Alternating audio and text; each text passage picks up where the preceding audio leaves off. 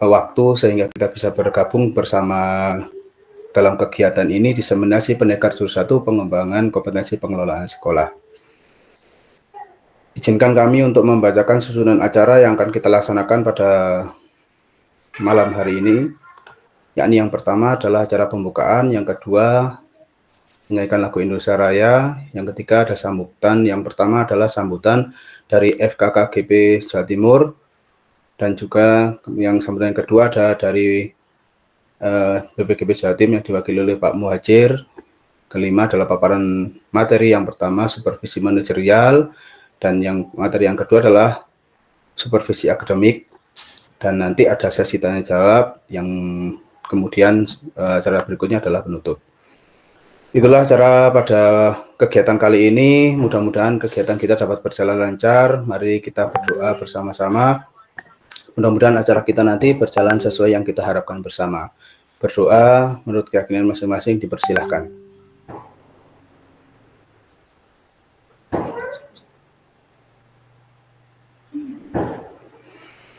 Terima kasih.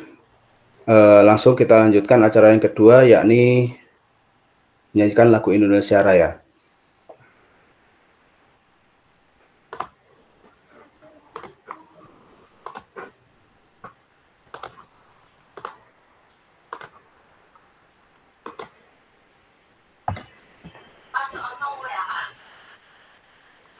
Indonesia tanah airku, tanah tumpah darahku, di sanalah aku berdiri, dari Bandung ibuku. Indonesia kebangsaanku, bangsa dan tanah airku, marilah kita bersatu, Indonesia bersatu. Hiduplah tanahku, hiduplah negeriku, bangsaku, rakyatku semuanya. Bangunlah jiwanya, bangunlah badannya, untuk Indonesia Raya. Indonesia merdeka, merdeka, tanahku, negeriku yang ku cinta. Indonesia Raya, merdeka, merdeka, hiduplah Indonesia Raya. Indonesia Raya, merdeka, merdeka, tanahku, negeriku yang ku cinta. Indonesia Raya, merdeka, merdeka, hiduplah Indonesia Raya.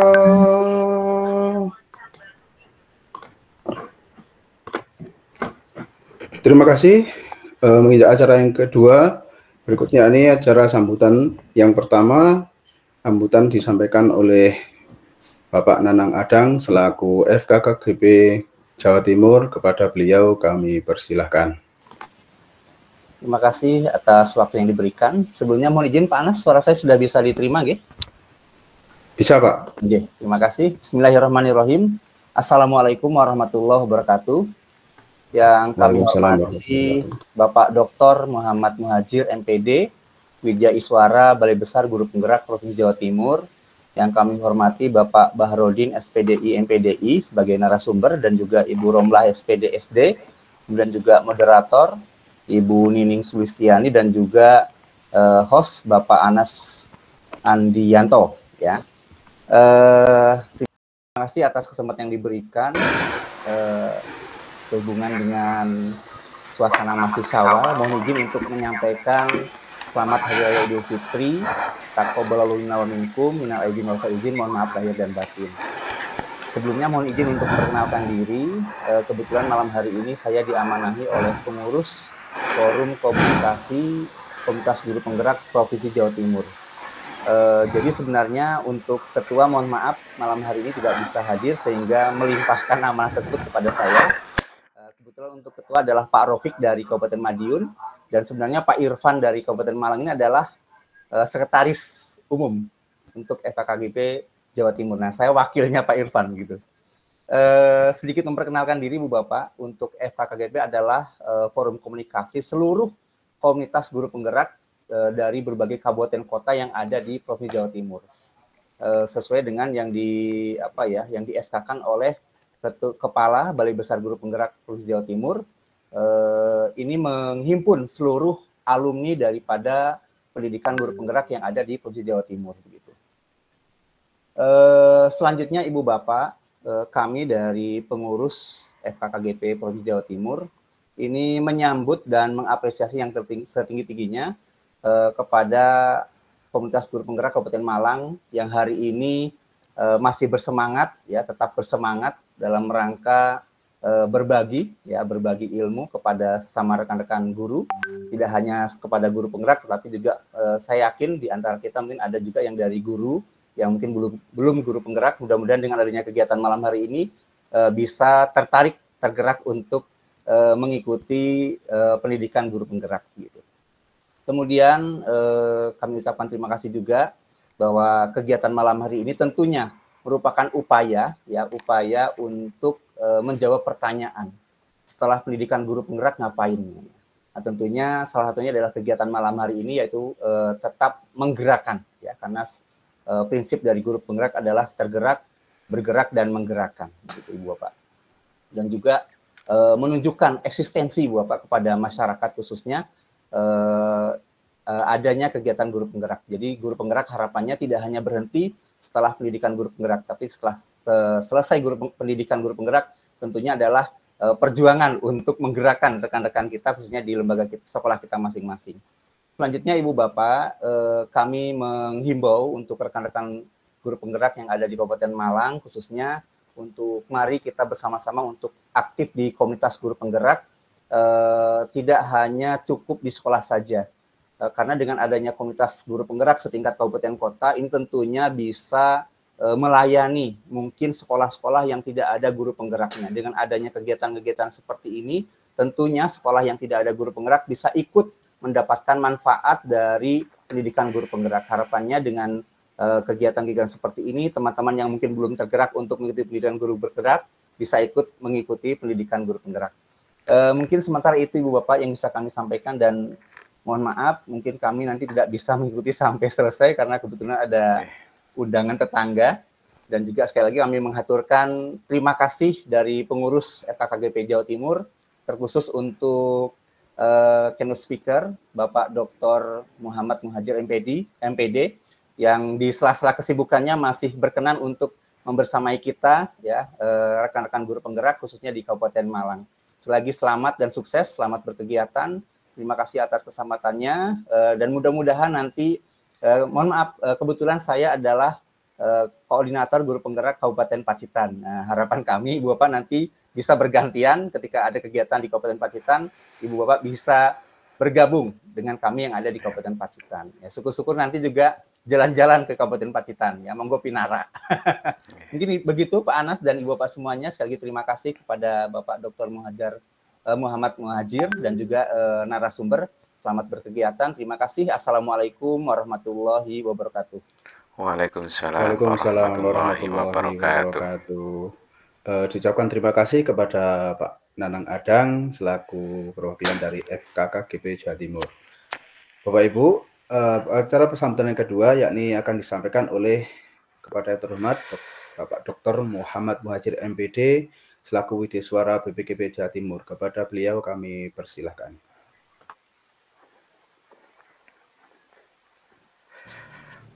Baik. Suara saya bisa diterima Bapak Ibu? Jelas Bapak. Baik. Assalamualaikum warahmatullahi wabarakatuh. Waalaikumsalam warahmatullahi wabarakatuh. Warahmatullahi wabarakatuh. Selamat malam, salam sejahtera untuk kita semua. Yang kami hormati Bapak Anang selaku pengurus FKKGP Jawa Timur, Bu narasumber, Bu Romlah, Pak Bahrudin, dan teman-teman semua yang hadir di ruang virtual ini. Puji syukur alhamdulillah kita panjatkan kehadirat Allah Subhanahu wa taala, Tuhan yang Maha Kuasa, atas nikmat dan karunia-Nya pada malam hari ini kita sama-sama bisa hadir di ruang virtual ini untuk belajar. Ya, luar biasa Bapak dan Ibu, saya mengapresiasi Ibu Bapak ya, malam-malam gitu ya, masih menyempatkan diri untuk melakukan aktivitas ya, meningkatkan kemampuan, kompetensi, pengetahuan terkait dengan tugas Bapak dan Ibu sebagai guru ya, di masing-masing satuan pendidikan. Dan ini merupakan sesuatu yang luar biasa ya, yang kemarin-kemarin belum pernah kita lakukan gitu ya. Nah, dengan program-program yang sekarang ya, dengan program-program guru penggerak, sekolah penggerak, dan penggerak-penggerak yang lain gitu. Bapak Ibu sekarang lebih mudah untuk melakukan aktivitas-aktivitas ya, baik di ruang virtual maupun secara langsung. Ya, tentu kegiatan ini ya berawal gitu Bapak Ibu ya dari pandemi COVID yang kemarin. Jadi sebelum COVID Bapak Ibu tidak pernah melakukan hal seperti ini. Jadi itulah yang terjadi begitu ya. Ada bencana, tetapi di belakang bencana itu ada sesuatu yang bermanfaat untuk kita semua. Untuk terus memajukan pendidikan di Provinsi Jawa Timur. Ibu Bapak yang saya hormati, terima kasih saya sampaikan pada Bu Romlah dan tim yang sudah memberikan kesempatan pada saya ya untuk sedikit berbagi kepada teman-teman semua di kesempatan ini. Sedikit saya nyoba untuk itu ya, bisa saya share screen ya Bapak Ibu. Bisa dikasih terkait dengan arah kebijakan. Yes. Bisa terlihat Bapak Ibu? Belum Bapak, nggih proses. Oke, sudah, sampun terlihat. Ampun Pak. Sudah, baik. Baik Bapak Ibu. Jadi ada beberapa regulasi baru ya yang ada di Kementerian Pendidikan yang perlu Bapak Ibu ketahui dan juga perlu Bapak Ibu lakukan ya secara bersama-sama di satuan pendidikan. Ya, tentu program pendekar yang kemarin sudah dilakukan oleh teman-teman, salah satunya adalah Bu Romlah dan Pak Farudin gitu ya, bahwa kebijakan pemerintah terkait dengan program guru penggerak, kemudian dilanjutkan dengan program-program yang lain, adalah sesuatu yang perlu kita apresiasi begitu ya, sehingga program-program Kemendikbud ini terus berupaya untuk memperbaiki pendidikan yang ada di Indonesia. Ya, salah satu program lanjutan dari program guru penggerak adalah Pendekar, Penggerak Merdeka Belajar yang diinisiasi oleh BPGB Jawa Timur. Ya, kita tahu bahwa Bapak Ibu setelah menyelesaikan program guru penggerak, salah satu jenjang karir Bapak Ibu adalah menjadi kepala sekolah.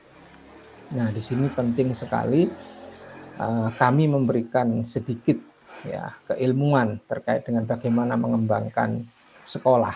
Nah, tentu ketika Bapak Ibu menjadi kepala sekolah ataupun juga Bapak Ibu ketika masih belum diangkat menjadi kepala sekolah. Saat ini regulasi yang ada bahwa untuk menjadi kepala sekolah salah satu syarat adalah memiliki sertifikat guru penggerak.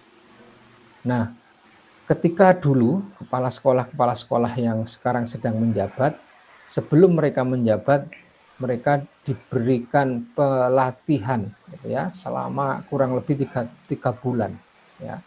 Kurang lebih sekitar 300 berapa JP gitu ya. Nah, saat ini kebijakan pelatihan itu masih belum diperlakukan. Nah, dari pengalaman yang ada begitu ya, saya yakin Bapak dan Ibu tidak semua yang ada di guru penggerak atau lulusan guru penggerak ini memiliki kemampuan manajerial yang baik, memiliki kemampuan manajemen pendidikan yang baik. Ya, bahkan mungkin tidak memiliki kompetensi memanage bagaimana sekolah dikembangkan dengan baik. Nah, itulah yang menjadi latar belakang kami, sehingga pendekar ini salah satu jurusnya adalah bagaimana mengembangkan satuan pendidikan. Nah, jadi Ibu Bapak, itulah awal dari diskusi kami gitu ya dengan tim yang ada di WPP, sehingga program ini bisa terlaksana. Nah, Ibu Bapak yang saya hormati, ya, seperti yang dulu ya, sebelum ditetapkan atau diangkat menjadi kepala sekolah, Bapak Ibu guru yang akan diangkat menjadi kepala sekolah itu harus memiliki surat tanda tamat ya, pendidikan dan pelatihan atau STTPP. Gitu. Kemudian ya sekarang itu sudah tidak perlu ya. Jadi itu tidak perlu ya ketika ya semua guru yang ada di masing-masing kabupaten kota semuanya sudah terangkat gitu sebagai kepala sekolah. Sehingga guru penggeraklah yang memiliki potensi gitu ya, yang menjadikan pengganti mereka ya untuk menjadi kepala sekolah. Nah, kemudian di regulasi ini juga sudah ada bahwa Bapak dan Ibu guru yang golongan 3B saja itu sudah bisa diangkat menjadi kepala sekolah. Kalau dulu harus 3C. Nah, ini juga menjadi penting. Kenapa? Karena ketika Bapak Ibu golongan 3B, mungkin masa kerja Bapak dan Ibu masih belum banyak gitu ya. Artinya mungkin di 4 tahun, masa kerja 4 tahun atau 5 tahun sudah memiliki golongan 4B gitu ya. Bahkan mungkin tidak sampai itu gitu. Sehingga ini penting untuk diberikan terkait dengan pengelolaan manajemen sekolah. Nah, kemudian Bapak dan Ibu, nah dengan regulasi-regulasi yang ada ini, gitu ya, beban kerja kepala sekolah, ya, salah satunya itu ada 4 gitu ya, mengembangkan pembelajaran yang berpusat kepada peserta didik. Kita tahu bahwa sekarang kurikulum kita mengalami perbaikan dan penyempurnaan, yaitu berubah menjadi kurikulum merdeka. Nah, di sini penting, gitu ya. Kenapa Bapak dan Ibu guru yang ditugaskan menjadi kepala sekolah ya, harus tahu gitu ya bagaimana pembelajaran yang berpusat kepada peserta didik, dan juga bagaimana kepala sekolah bisa memanage perubahan yang harus dilakukan di satuan pendidikan. Nah, ini pentingnya di situ. Nah, kemudian yang kedua, mewujudkan lingkungan belajar yang aman, nyaman, dan inklusif. Kemudian yang tiga, membangun budaya refleksi dalam pengembangan warga, satuan pendidikan, ya, dan pengelolaan program satuan pendidikan. Yang terakhir adalah meningkatkan kualitas proses dan hasil belajar peserta didik. Tugas-tugas inilah Bapak dan Ibu yang ya, menjadikan peran kepala sekolah sehingga satuan-satuan pendidikan yang dipimpin itu menjadi sekolah-sekolah yang unggul, sekolah-sekolah yang baik, sekolah-sekolah yang bisa memberikan layanan yang terbaik bagi peserta didik. Nah, disinilah pentingnya kemarin kami memberikan pelatihan ini kepada Bapak Ibu semua di jurus 1 itu supaya tugas dan beban kerja Bapak Ibu yang ditugaskan sebagai kepala sekolah itu dapat melaksanakan tugas-tugas itu dengan baik.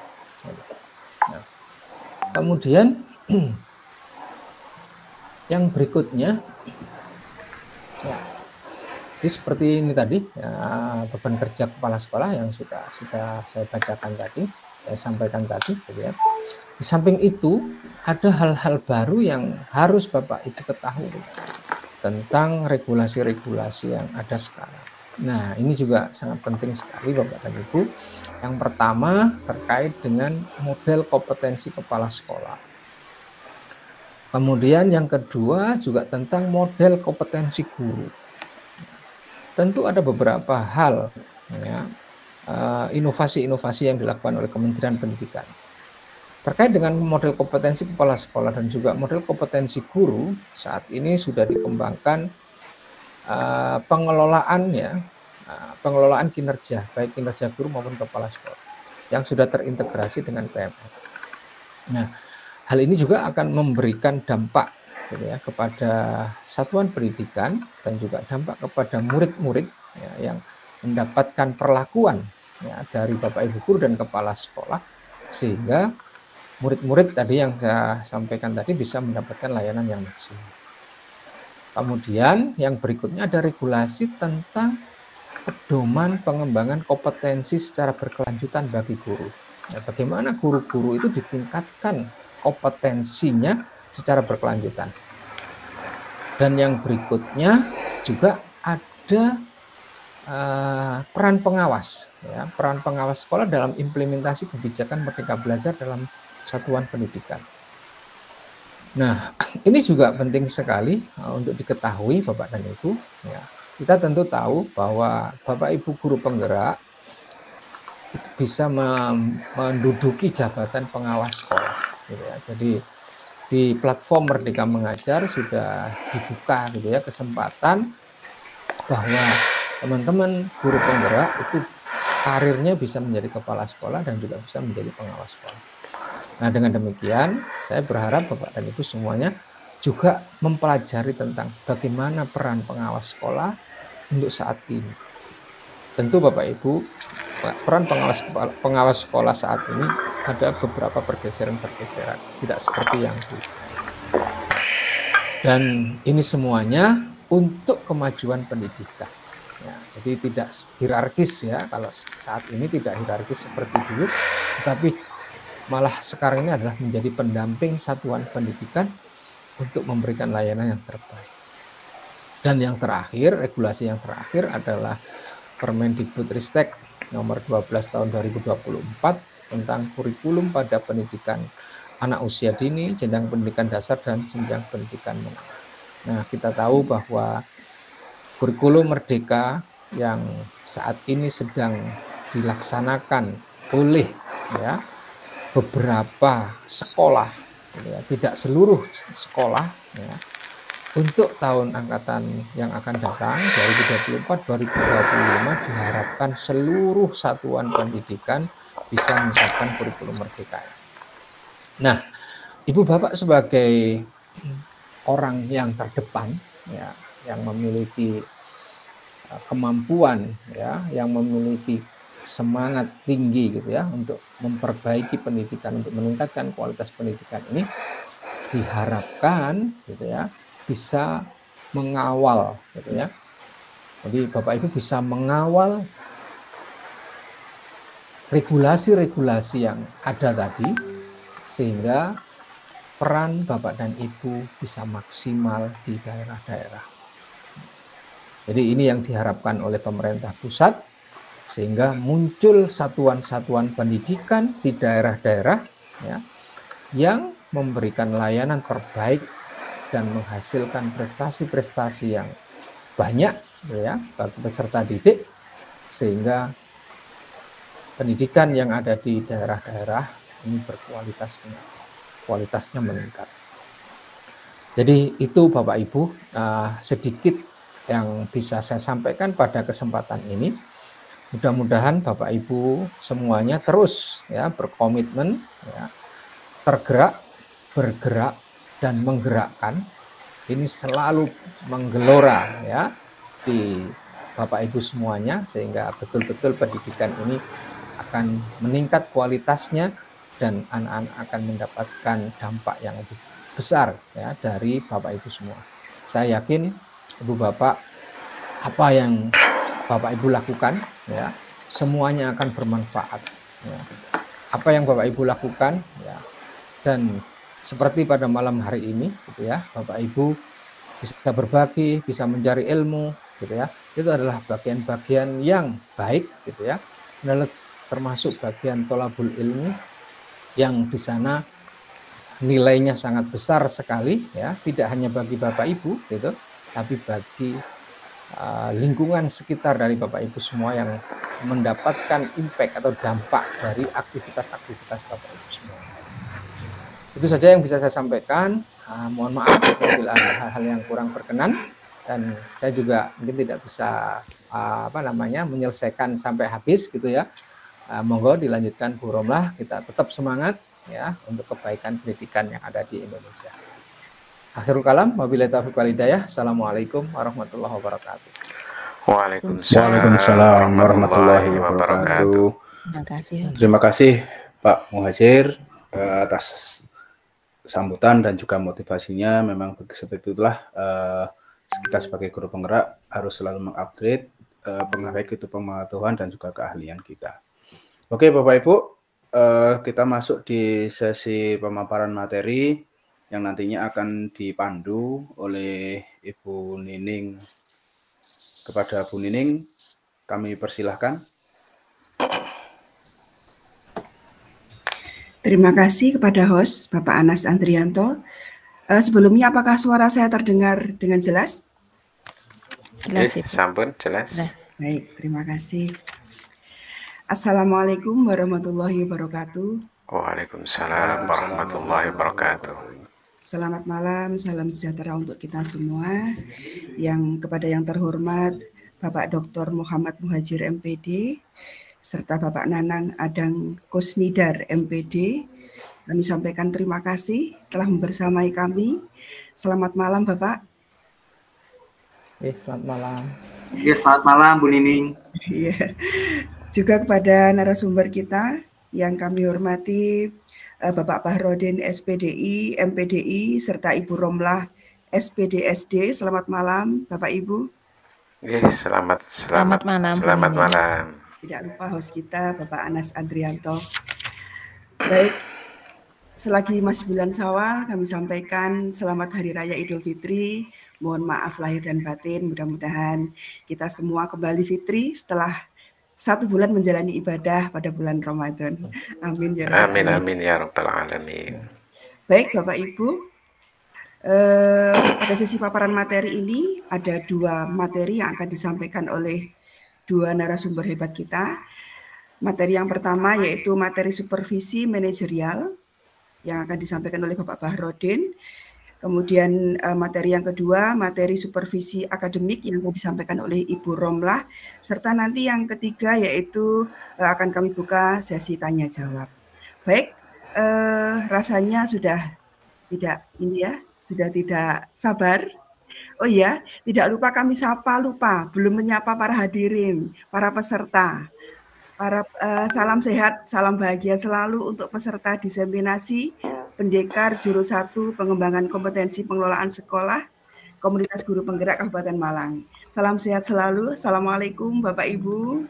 Terima kasih kehadirannya. Baik, langsung saja nanti kita akan segera simak paparan materi yang pertama yaitu supervisi manajerial yang akan disampaikan oleh Bapak Bahrodin SPDI MPDI. Sebelumnya akan kami bacakan terlebih dahulu profil beliau. Bahrodin SPDI MPDI, nama beliau. Beliau sehari-hari bertugas di SDN 2 Gondang Legi Kulon sebagai kepala sekolah. Beliau juga guru penggerak angkatan 2, pengajar praktek pendidikan guru penggerak angkatan ke-5, fasilitator angkatan 9 Kabupaten Blitar, Ketua KKG PAI Kabupaten Malang, serta Ketua K3S Kecamatan Gondang Legi. Baik Bapak Ibu, untuk mengawali paparan beliau, marilah kita sambut dengan aplaus online, aplaus virtual, untuk menyemangati kita semua pada malam hari ini. Kepada Pak Bahrodin, kami persilakan. Terima kasih Bu Nining. Assalamualaikum warahmatullahi wabarakatuh. Waalaikumsalam warahmatullahi wabarakatuh. Bismillahirrahmanirrahim. Alhamdulillahirabbil alamin. Assalatu wassalamu ala sayyidina Muhammadin wa ala alihi wa sahbihi ajmain, amma ba'du. Yang saya hormati Bapak Dr. Muhajir, yang saya hormati Bapak Nanang Adang, dan yang saya hormati Bapak Anas selaku MC, dan yang saya hormati Ibu Nining selaku moderator, dan yang saya hormati pula rekan kami Ibu Romlah beserta Bapak Ibu semuanya, para pendidik yang hebat. Terima kasih atas kehadirannya di ruang virtual dalam rangka diseminasi Jurus 1 Alhamdulillah, puji syukur kehadirat Allah Subhanahu wa Ta'ala, yang mana pada malam hari ini kita senantiasa diberi nikmat sehat walafiat, sehingga kita pada malam hari ini dapat melakukan aktivitas. Terutama pada malam hari ini kita dapat mengikuti kegiatan desiminasi jurus 1 dalam keadaan sehat. Sholawat beserta salam semoga terlimpahkan kepada junjungan kita Nabi besar Muhammad Sallallahu Alaihi Wasallam. Bapak Ibu yang saya hormati,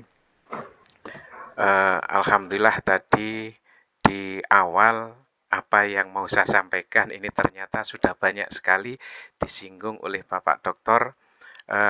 Oleh karena itu nanti mungkin di sini kami hanya menyampaikan cuplikan-cuplikan yang sekiranya perlu untuk kita ketahui bersama, sehingga kita nanti bisa lebih efektif waktu, dan juga mungkin nanti akan lebih efektif lagi kita di sesi tanya jawab, sehingga apa yang kita dapatkan pada malam hari ini betul-betul bisa membawa manfaat bagi kita semuanya. Bapak Ibu, perkenalkan, nama saya Fakhrudin, seperti yang disampaikan oleh Ibu moderator tadi. Saya mengajar di SD Negeri 2 Gondang Legi Kulon, kebetulan saat ini sebagai kepala sekolah. Setelah selesai mengikuti guru penggerak, saya dipercaya sebagai kepala sekolah. Juga saya sebagai pengajar praktek guru penggerak angkatan ke-5, juga saat ini yang hampir selesai, yaitu sebagai pendamping, sebagai fasilitator di guru penggerak angkatan ke-9. Bapak Ibu, seperti yang disampaikan oleh Pak Muhajir tadi, syarat menjadi kepala sekolah itu memang kita harus mengikuti pendidikan dan pelatihan terlebih dahulu.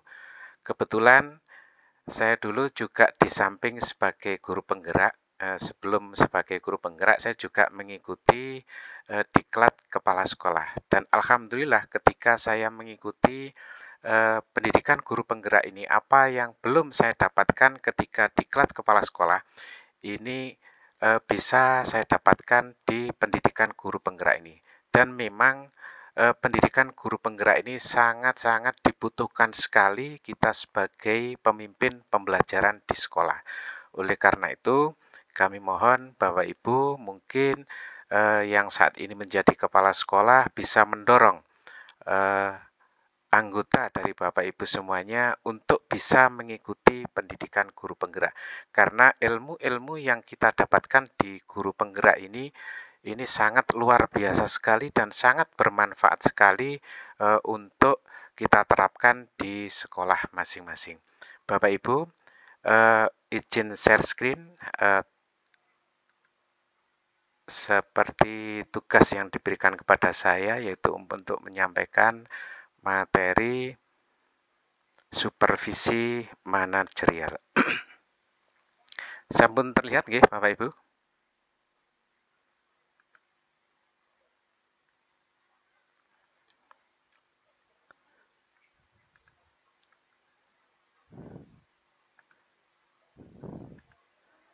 Sampun terlihat nggih?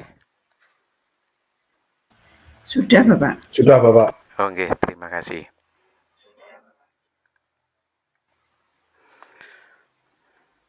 Supervisi manajerial yaitu penggerak merdeka belajar atau pendekar jurus 1, pengembangan kompetensi pengelolaan sekolah. Saya yakin dari Bapak Ibu di sini yang bertindak sebagai kepala sekolah ini sudah tidak asing lagi dengan pengembangan kompetensi pengelolaan sekolah. Bagaimana mengelola sekolah itu dengan baik. Mengulang atau merefresh kembali apa yang disampaikan oleh Pak Muhajir, cakupan kompetensi guru sesuai dengan Undang-Undang Nomor 14 Tahun 2005 tentang guru dan dosen, pasal ke-10, yaitu kompetensi yang harus dimiliki, yaitu kompetensi pedagogik, kepribadian, sosial, dan profesional. Kemudian untuk kepala sekolah, kepala sekolah yang masih melaksanakan tugas berdasarkan peraturan ini tetap melaksanakan tugasnya sampai masa periode berikutnya. Yang kedua, guru yang telah memiliki sertifikat calon kepala sekolah yang diterbitkan sampai dengan akhir tahun 2021 dapat diberi tugas sebagai kepala sekolah sesuai dengan peraturan baru. Namun, seperti yang disampaikan oleh Pak Muhajir tadi, sertifikat ini memang terakhir terbitnya sampai 2021. Selanjutnya untuk pengangkatan kepala sekolah yaitu harus memiliki sertifikat guru penggerak. Dalam hal jumlah guru yang memiliki sertifikat calon kepala sekolah atau sertifikat guru penggerak di wilayahnya tidak mencukupi, Pemda dapat menugaskan guru sebagai kepala sekolah dari guru yang belum memiliki sertifikat calon KS atau sertifikat guru penggerak. Nah, ini kemarin yang kami alami di kecamatan saya, kebetulan ada kebijakan yang membolehkan bahwa walaupun tidak memiliki sertifikat guru penggerak atau sertifikat calon kepala sekolah, namun ada kebijakan dari Pemda yaitu mengangkat guru yang usianya di atas 50 tahun untuk menjadi kepala sekolah.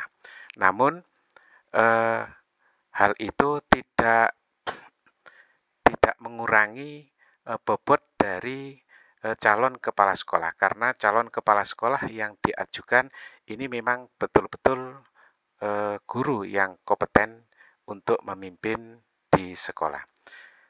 Dalam hal Pemda tidak memiliki guru yang memiliki sertifikat calon kepala sekolah dan sertifikat guru penggerak, Pemda dapat melakukan koordinasi antar pemerintah daerah untuk memenuhi kebutuhan penugasan guru sebagai kepala sekolah sesuai dengan kewenangannya. Kita tidak membahas ini Bapak Ibu, langsung saja. Beban kerja ini saya kira juga sama, kita sebagai kepala sekolah ini juga wajib melaksanakan tugas pokok manajerial, yang kemudian pengembangan kewirausahaan, yang ketiga supervisi kepada guru dan tenaga kependidikan, yang keempat mempromosikan kebudayaan Indonesia bagi kepala sekolah, kemudian melakukan tugas pembelajaran pembimbingan apabila terjadi kekurangan guru. Disinilah Bapak Ibu tugas kita sebagai kepala sekolah, yaitu melaksanakan tugas manajerial. Kita sebagai kepala sekolah tentu akan banyak sekali menghadapi hal-hal yang tidak sesuai dengan apa yang kita harapkan di sekolah masing-masing. Salah satu contoh, mungkin ada guru yang sing srwegep, yo ono guru sing beling dan lain sebagainya. Namun kita sebagai kepala sekolah wajib melaksanakan tugas manajerial ini dengan sebaik-baiknya. Yang kedua yaitu pengembangan kewirausahaan. Kita sebagai kepala sekolah dituntut untuk bisa melaksanakan. Mohon izin Bapak, ini slide-nya tidak bisa jalan, tidak terlihat bisa jalan di layar kami Bapak. Oh, nggih, terima kasih. Coba ini karena saya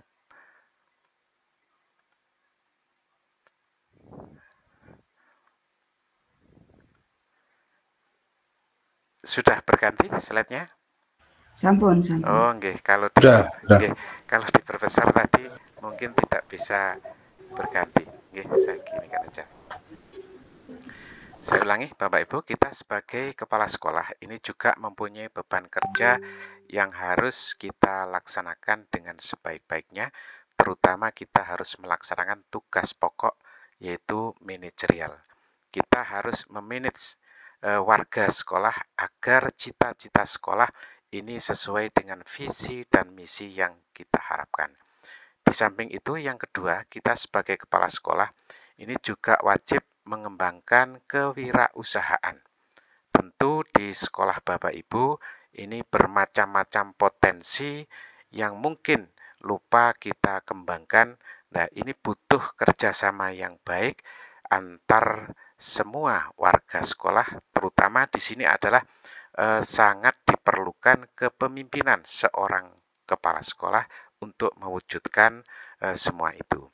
Kemudian yang ketiga, tugas kita sebagai kepala sekolah ini juga wajib melakukan supervisi kepada guru dan tenaga kependidikan. Dan untuk poin ketiga ini, kita di PMM yang kemarin di kinerja PMM, kita juga sudah disediakan fitur untuk supervisi kepada guru. Baik guru supervisi kepada guru maupun kepala sekolah terhadap guru, insya Allah di PMM ini juga sudah ada fitur untuk itu. Kemudian yang keempat, yaitu mempromosikan kebudayaan Indonesia. Jadi kita perlu mengembangkan budaya-budaya lokal yang ada di daerah untuk mewujudkan atau untuk melestarikan budaya-budaya bangsa Indonesia, terutama untuk mempromosikan ke tingkat nasional maupun internasional. Kemudian yang kelima, yaitu melakukan tugas pembelajaran atau pembimbingan apabila terjadi kekurangan guru.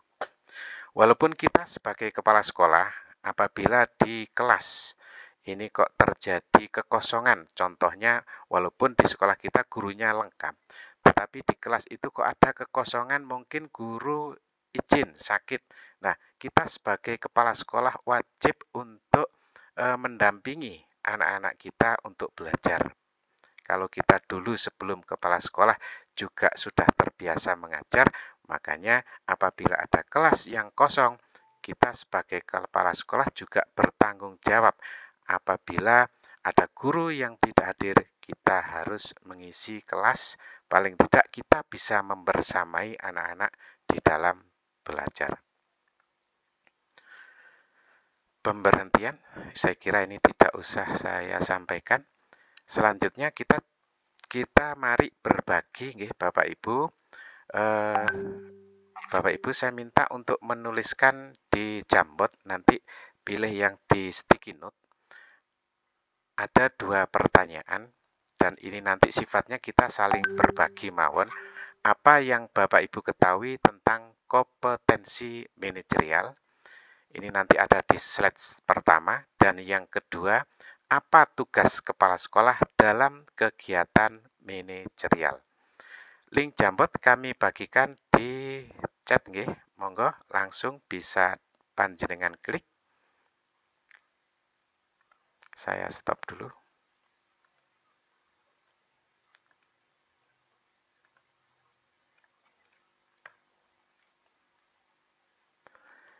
Oke, monggo Bapak Ibu, ini ada link Jamboard, monggo bisa panjenengan klik, nanti panjenengan pilih di sticky note sebelah kiri untuk menuliskan 2 pendapat Bapak Ibu. Yang pertama yaitu apa yang Bapak Ibu ketahui tentang kompetensi manajerial, dan yang kedua, apa tugas kepala sekolah dalam kegiatan manajerial. Monggo Bapak Ibu, kita berbagi mawon. Juga mungkin yang belum kenal dengan Jamboard, ini bisa perkenalan bagaimana sih Jamboard itu, nanti bisa panjenengan aplikasikan ketika panjenengan bisa rapat dengan Dewan Guru atau berbagi dengan teman yang lain. Monggo Bapak Ibu bisa diklik link Jamboardnya dan dituliskan.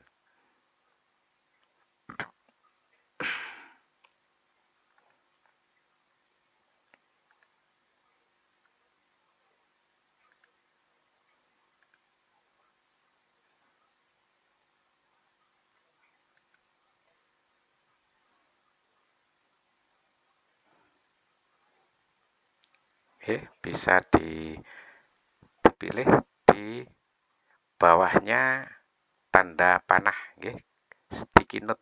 Nah, panjenengan tuliskan, tidak usah menuliskan nama atau apa, kita sifatnya berbagi, monggo dituliskan mawon.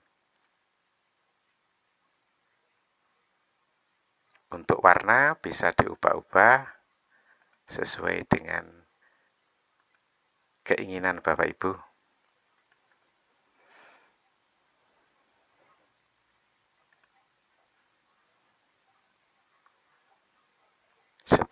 tuliskan, klik simpan.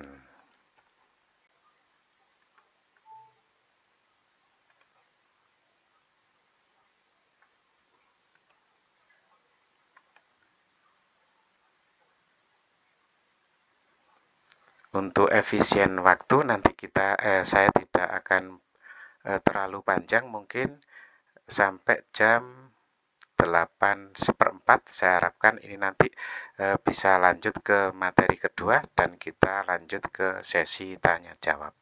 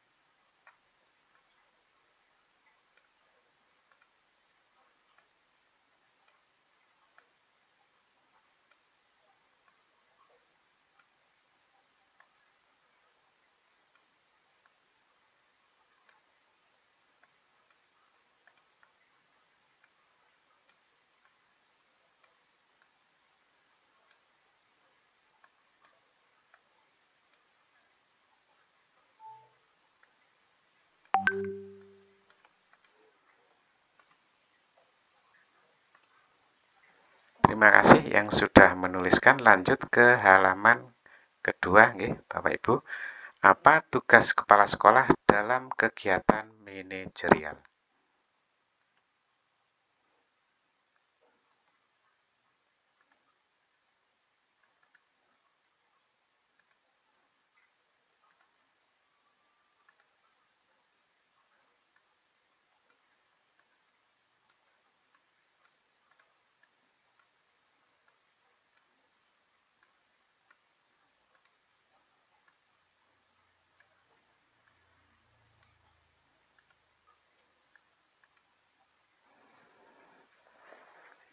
Alhamdulillah ternyata sudah banyak yang berpengalaman menggunakan Jambot, nggih.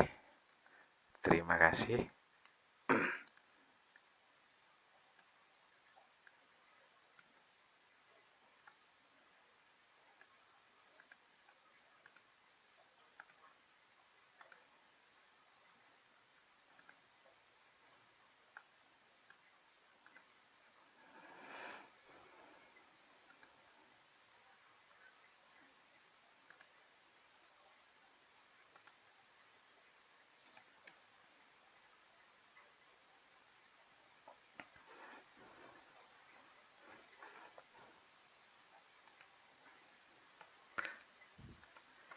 Terima kasih. Sambil Bapak Ibu melanjutkan untuk menuangkan pendapat, di sini saya bacakan satu-satu apa yang Bapak Ibu ketahui tentang kompetensi manajerial.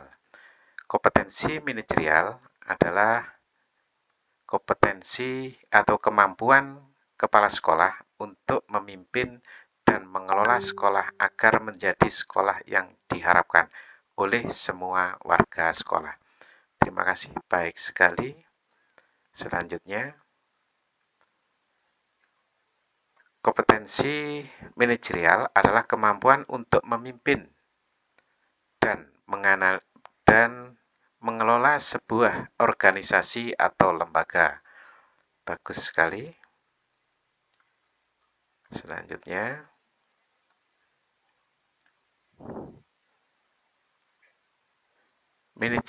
kompetensi manajerial adalah kemampuan yang harus dimiliki oleh kepala sekolah dalam mengaplikasikan kegiatan-kegiatan administrasi sekolah. Bagus sekali.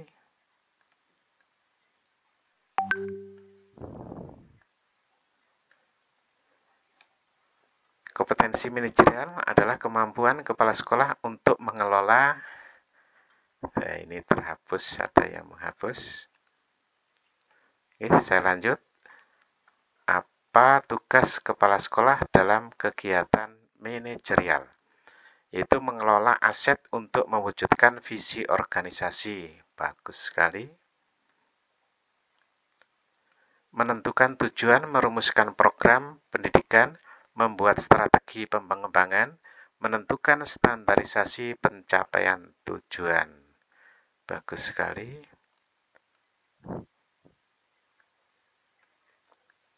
Dari Bu Sis, mengelola dan memanfaatkan aset yang ada di sekolah. Baik sekali. Mewujudkan visi dan misi tujuan satuan pendidikan, mewujudkan visi misi. Baik sekali.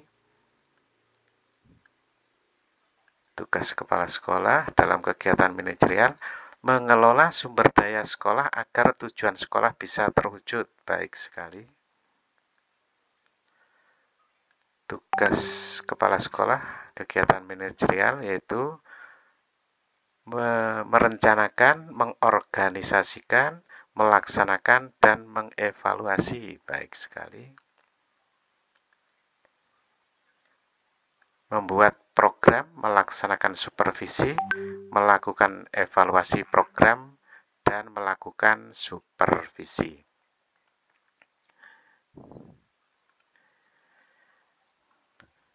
Baik sekali, Bapak Ibu. Ternyata di sini Bapak Ibu, saya yakin sebagian besar adalah merupakan kepala sekolah, terbukti dengan apa yang ditulis tadi.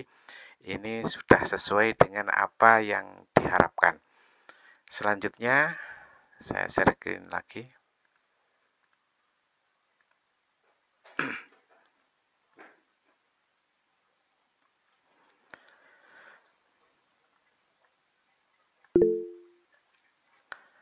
Sesuai dengan Permendikmas nomor 13 tahun 2007, yaitu standar kompetensi kepala sekolah atau madrasah. Yang pertama adalah harus menguasai kompetensi kepribadian, manajerial, kemudian kewirausahaan, dan supervisi. Yang terakhir adalah kemampuan untuk bersosial dengan baik. Dimensi kompetensi manajerial. Yang pertama yaitu menyusun perencanaan sekolah atau madrasah untuk berbagai tingkatan perencanaan. Nah, ini tadi yang panjenengan tuliskan sudah sangat sesuai sekali. Kemudian yang kedua, mengembangkan organisasi sekolah atau madrasah sesuai dengan kebutuhan. Yang ketiga, memimpin sekolah atau madrasah dalam rangka pendayagunaan sumber daya sekolah atau madrasah secara optimal. Dan yang keempat, mengelola perubahan dan pengembangan sekolah menuju organisasi pembelajar yang efektif. Nah, ini yang seringkali kita abaikan, bagaimana cara memperoleh atau menggapai organisasi sekolah kita itu agar terjadi pembelajaran yang efektif. Kemudian yang kelima, menciptakan budaya dan iklim sekolah yang kondusif dan inovatif bagi pembelajaran peserta didik. Yang keenam, mengelola guru dan staf dalam rangka pendayagunaan sumber daya manusia secara optimal. Poin keenam ini kadang kita juga perlu lebih maksimal lagi di dalam memotivasi guru-guru supaya terjadi pembelajaran yang optimal, karena masih juga ada guru yang menerapkan pembelajaran di kelas itu sebagaimana beliau dulu diajar oleh seorang guru ketika sekolah. Oleh karena itu, dengan adanya perkembangan zaman, ini tentu kita mendidik anak sekarang tidak sama dengan mendidik anak zaman dahulu atau ketika kita masih sekolah dulu. Oleh karena itu, perlu adanya peningkatan kompetensi bagi guru-guru kita di sekolah. Yang ketujuh, mengelola sarana dan prasarana sekolah dalam rangka pendayagunaan secara optimal.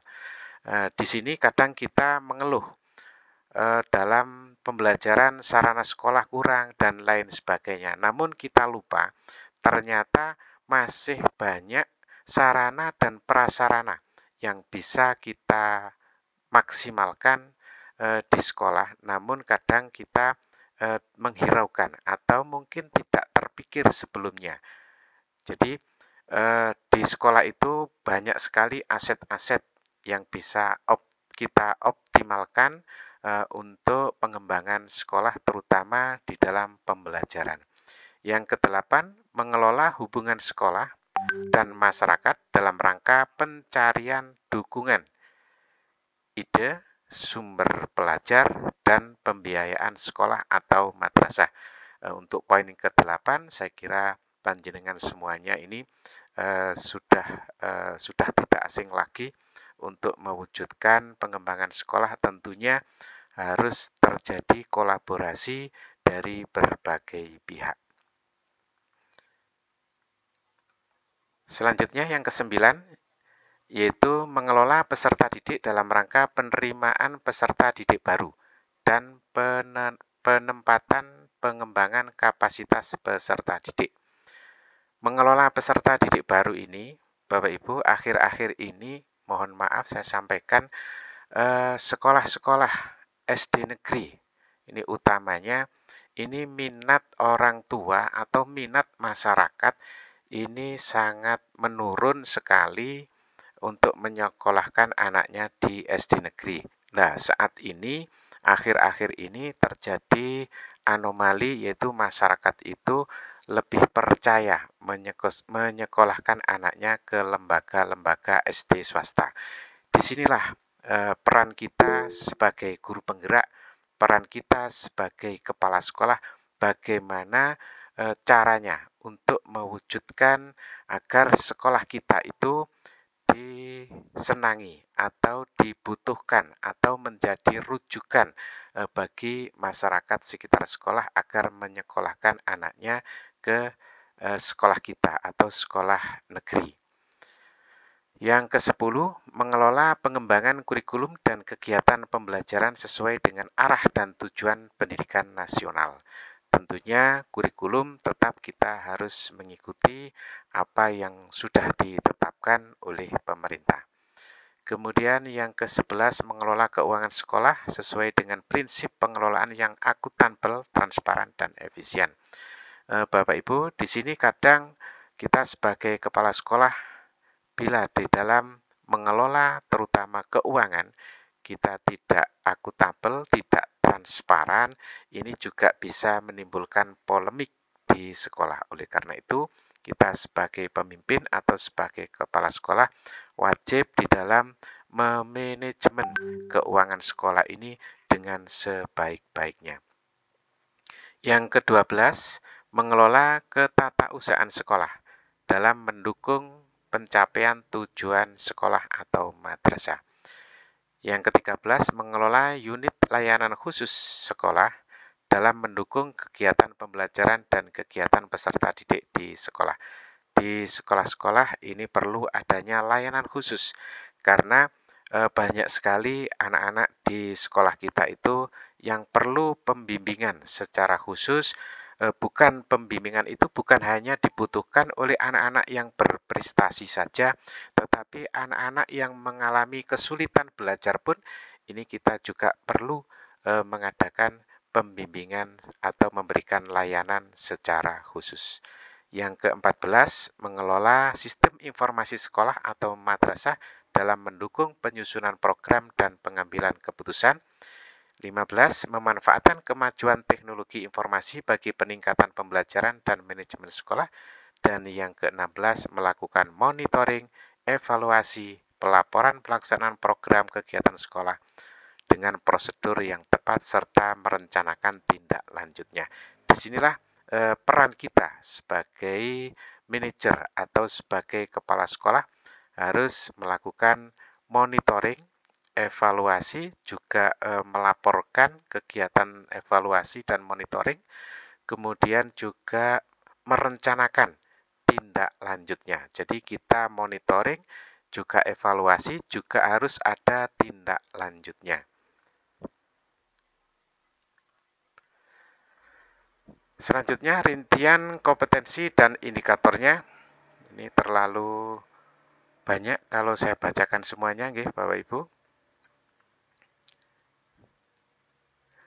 Untuk supervisi, nah mungkin ini yang ada pembedaan nggih Bapak Ibu. Supervisi adalah kegiatan profesional yang dilakukan oleh kepala sekolah dalam rangka membantu guru dan tenaga kependidikan lainnya guna meningkatkan mutu dan efektivitas penyelenggaraan pendidikan dan pembelajaran. Biasanya kalau mendengar supervisi, guru mau disupervisi, ini kan kayaknya ketakutan. Oleh karena itu, sebelum supervisi kita harus menjelaskan kepada guru tujuan supervisi apa. Jadi supervisi itu bukan menghakimi guru, tetapi kita sebagai kepala sekolah adalah tujuannya membantu guru guna meningkatkan mutu dan efektivitas di dalam penyelenggaraan pendidikan dan pembelajaran. Kemudian supervisi manajerial adalah supervisi yang berkenaan dengan aspek pengelolaan sekolah yang terkait langsung dengan peningkatan efisiensi dan efektivitas sekolah yang mencakup perencanaan, koordinasi, pelaksanaan, penilaian, pengembangan kompetensi sumber daya manusia, dan sumber daya lainnya. Jadi supervisi dan supervisi manajerial ini yang membedakan. Kalau kita supervisi di sini adalah supervisi kepada guru, kita melakukan supervisi bukan untuk menghakimi guru, bukan untuk menyalahkan guru, tetapi di sini kita sebagai rekan guru mungkin ada hal-hal yang perlu ditingkatkan. Kalau kita melakukan supervisi, insya Allah sekolah kita lama-kelamaan proses pembelajaran semakin hari akan semakin baik. Saya lanjutkan. Prinsip-prinsip supervisi manajerial. Yang pertama, demokratif, konstruktif, menjauhkan diri dari sifat otoriter atau menyalahkan, kemudian menciptakan hubungan kemanusiaan yang harmonis. Di sini tujuan supervisi, kita harus menciptakan hubungan yang harmonis, tidak boleh menakut-nakuti. Kemudian dilakukan secara berkesinambungan. Jadi seperti yang ada di PMM itu, tiap semester kita sebagai kepala sekolah wajib melakukan supervisi. Jadi semester 1, kemudian nanti ada perubahan apa, ada masukan apa, diperbaiki di semester berikutnya. Selanjutnya, programnya integral, komprehensif, dan objektif.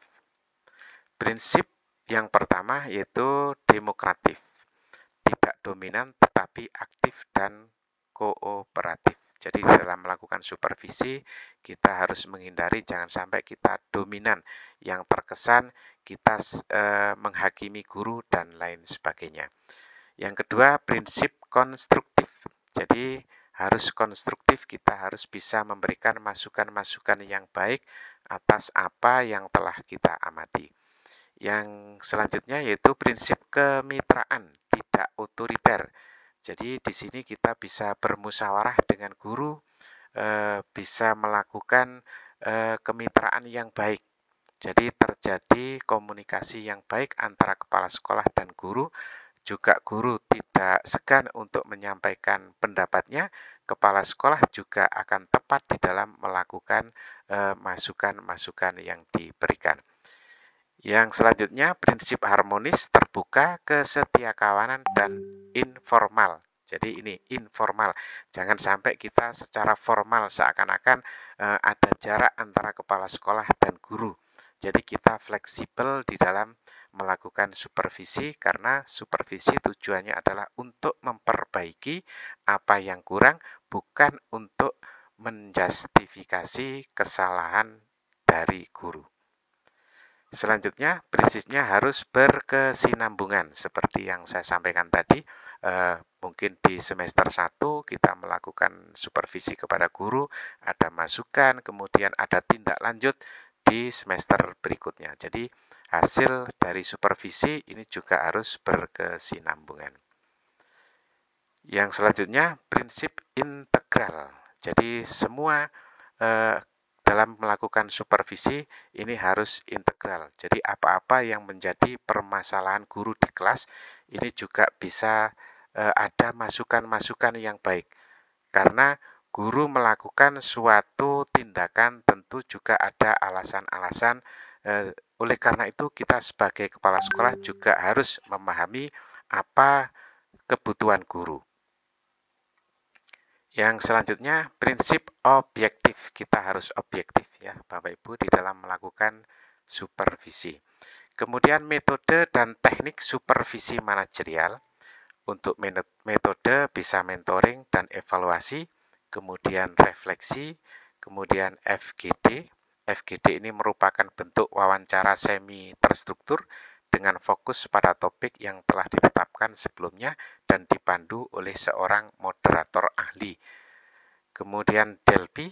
DELBI itu adalah cara untuk mengumpulkan pendapat dari sekelompok ahli untuk membuat keputusan atau memecahkan masalah tertentu. Kemudian metode supervisi berikutnya yaitu bisa melalui workshop. Workshop ini lebih ke tindakan pemecahan masalah. Jadi apabila menemukan hal-hal kekurangan guru itu apa, jadi kita bisa merancang sebuah kegiatan yang namanya workshop. Kemudian untuk tekniknya, teknik supervisi ini bisa individual, bisa kelompok.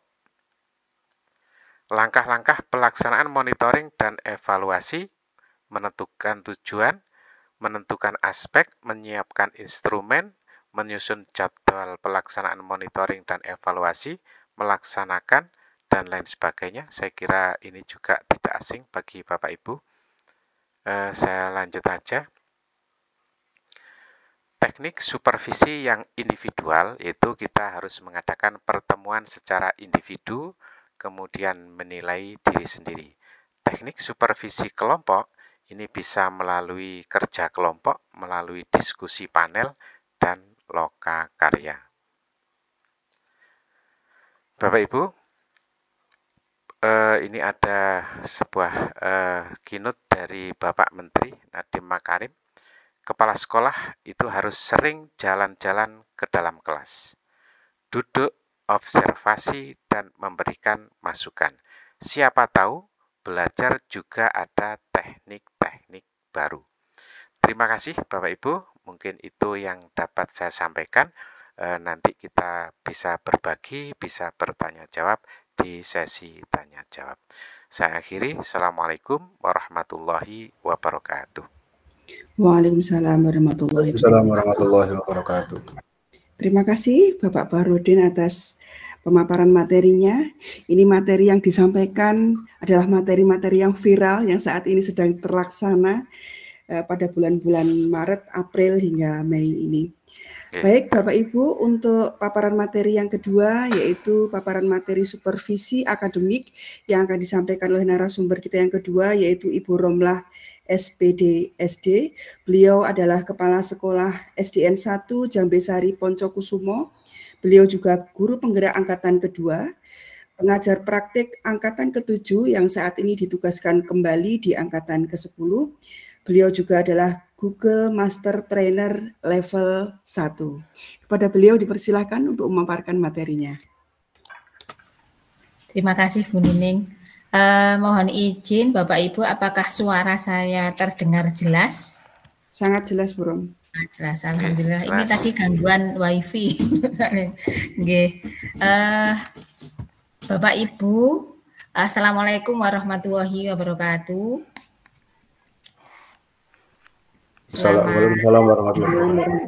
Selamat malam, mudah-mudahan masih fokus meskipun jelang waktu makin malam nih, karena bahasanya adalah lagi trending topik atau katanya Bu Nining.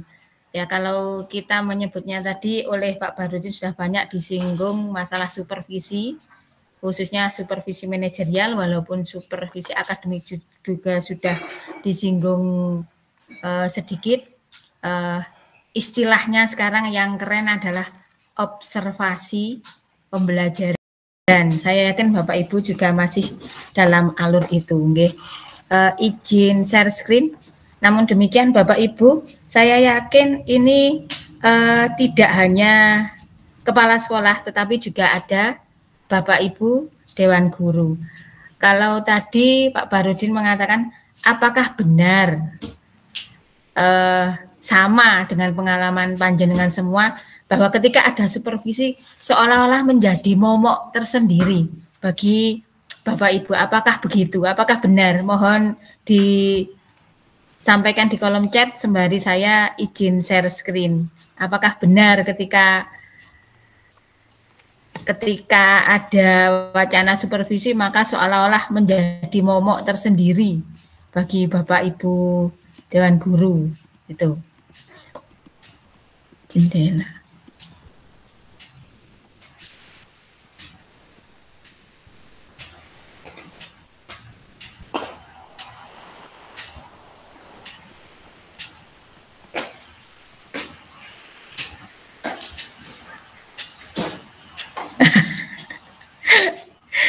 Oke, Bapak Ibu yang lain mungkin pengalamannya berbeda, mungkin ada yang merasa takut atau malah berharap atau malah menganggap supervisi adalah sesuatu hal yang langka. Monggo disampaikan sembari saya menyiapkan share screen-nya. Oke. Nah, ada yang menyampaikan takut dan rugi. Ibu Alif Maimunah mungkin ingin menyampaikan secara live, monggo.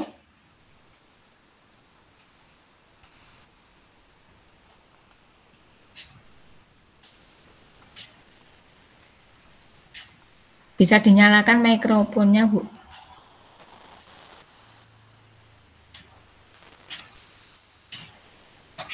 Ada yang langsung nervous katanya Bu ini. Oke, Bapak Ibu. Oke, saya mulai saja. Sebetulnya pengimbasan kami atau diseminasi kami setelah mengikuti di pendekar penggerak Merdeka Belajar Jurus 1 yaitu ada 4 materi. Namun demikian kami berpikir lebih baik sedikit namun lebih mendalam sehingga pada malam hari ini kami berdua hanya menyampaikan 2 materi yang secara live. Namun demikian materi secara lengkap sudah saya share di grup itu. Oke. Supervisi, berbicara tentang supervisi Bapak Ibu.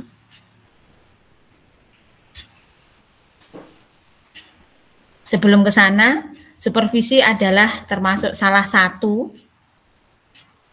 kompetensi KS, sudah disampaikan tadi oleh Pak Barudin, yaitu salah satu rangkaiannya adalah merencanakan, melaksanakan, dan menindaklanjuti.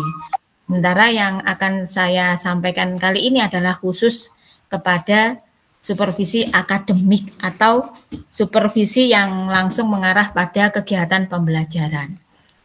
Di dalam pemaparan ini nanti diharapkan Bapak Ibu semua nanti memahami prosedurnya, bisa menerapkan dan juga menyusun laporan. Kalau untuk guru, dengan harapan kita menyampaikan ini nanti ketika ada Bapak Ibu KS-nya melaksanakan observasi atau supervisi tidak kaget dan tidak merasa aneh gitu. Malah mungkin bisa saling berbagi karena kami percaya guru-guru saat ini adalah punya banyak potensi dan talenta gitu. Secara umum Bapak Ibu supervisinya ada 3 tahap seperti ini, tidak saya ulangi. Ada perencanaan, pelaksanaan, dan laporan tindak lanjut. Di dalam sesi perencanaan SUPAK atau supervisi akademik ini, diharapkan disampaikan juga tujuan dan prinsip supervisi akademik nanti, gitu ya. Termasuk pendekatan dan model teknik supervisinya nanti. Saya lanjutkan. Mengulang sebentar bahwa SUPAK itu sebetulnya adalah usaha dari Bapak Ibu KS memberikan bantuan atau pelayanan profesional kepada guru agar menaruh perhatian yang bersungguh-sungguh terhadap kegiatan proses belajar mengajar. Terkait lebih lanjut dengan implementasi kurikulum Merdeka yang kita sebagai guru harus menciptakan strategi pembelajaran diferensiasi. Untuk saat ini lebih baik adalah sama-sama belajar. Jadi dengan adanya supervisi, observasi, terlebih ada payung hukumnya, aplikasinya melalui pengelolaan kinerja BMM adalah itulah memang tupoksi utama kita. Di luar yang lain-lain sebagai tugas tambahan, disitulah tupoksi utama kita sebagai upaya mengendali mutu, mengontrol mutu pendidikan agar pembelajaran yang dilaksanakan adalah berpihak pada kebutuhan murid. Seperti itu. Dan di dalam supervisi akademik Bapak Ibu setelah direncanakan, tentunya dalam perencanaan ini kita juga diawali dengan mengecek atau mendesain rancangan pembelajaran atau modul ajar, memastikan bahwa di sana langkah-langkahnya bahwa strategi yang akan dilaksanakan adalah benar-benar sudah diferensiasi atau berpihak pada kebutuhan peserta didik. Kemudian pada pelaksanaannya, kalau dulu kita mengecek apakah persepsinya sudah, mengondisikan peserta didiknya sudah, namun untuk kali ini dipermudah dengan memilih, memberi keleluasaan pada Bapak Ibu Guru untuk fokus perilaku mana yang akan dijadikan target observasi dari KS ketika nanti masuk ke dalam ruang kelas Bapak Ibu Guru. Kemudian setelah itu harus ada tindak lanjut. Jadi kalau tidak ada tindak lanjut, maka kita tidak bisa melakukan perbaikan atau masih ngambang, istilahnya begitu. Ini tidak saya ulangi Bapak Ibu, jadi supervisi itu bersifat bantuan, bukan pembinasaan, tapi adalah aktivitas pembinaan yang dilakukan oleh Bapak Ibu Kepala Sekolah agar semua guru-gurunya bisa melaksanakan KBM yang lebih efektif.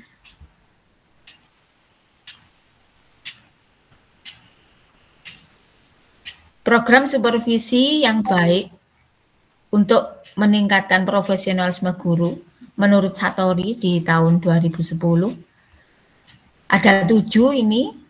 Kemampuan jabarkan kurikulum tiap semester, berarti kita harus menyiapkan program termasuk menyusun perencanaan dan melaksanakannya, menilai juga baik proses dan hasil, tidak hanya hasil saja tetapi di sini ada proses dan hasil, artinya di sana nanti ada asesmen formatif maupun sumatif, begitu. Kemudian juga harus ada kemampuan untuk memberikan umpan balik secara teratur atau berkesinambungan dan terus menerus. Kemudian yang diamati juga kemampuan membuat dan menggunakan alat bantu mengajar secara sederhana, termasuk memanfaatkan lingkungan. Ini kalau secara lengkap Bapak Ibu. Kemudian tujuan supervisi itu sendiri, ini kalau secara rinci, selain meningkatkan kemampuan profesional, memastikan bahwa pembelajaran berjalan sesuai dengan tujuan yang ditetapkan. Dan juga berpihak pada kepentingan peserta didik. Dengan adanya tindak lanjut, maka diharapkan itu adalah sebagai upaya mendorong Bapak Ibu Guru meningkatkan kompetensi profesionalnya. Ini prinsipnya Bapak Ibu, tidak jauh beda dengan yang disampaikan Pak Bahrudin tadi. Praktis, mudah dilaksanakan, sistematis sesuai dengan struktur urutan ya. Seperti ini. Ini nanti materinya sudah saya share Bapak Ibu, jadi saya tidak perlu membaca secara runtut dengan harapan nanti lebih banyak ke diskusi saja.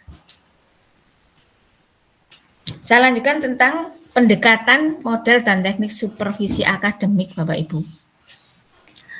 Untuk pendekatan ada 3, ada langsung atau istilahnya direktif, tidak langsung non-direktif, ketiga kolaboratif. Mungkin Bapak Ibu bertanya, kapankah pendekatan ini dilaksanakan, ataukah salah satu, ataukah combine, ataukah semuanya? Ini tergantung iklim dari karakteristik Bapak Ibu Guru. Ya, dari yang saya pelajari untuk yang pendekatan langsung atau direktif ini, karakteristiknya adalah lebih didominasi oleh pimpinan. Artinya ketika Bapak Ibu KS atau Bapak Ibu guru senior yang diberi tugas oleh KS menjadi supervisor kedua bisa melaksanakan pendekatan langsung ketika karakteristik yang disupervisi adalah mohon maaf, guru-guru yang mungkin motivasinya masih perlu pendampingan khusus gitu.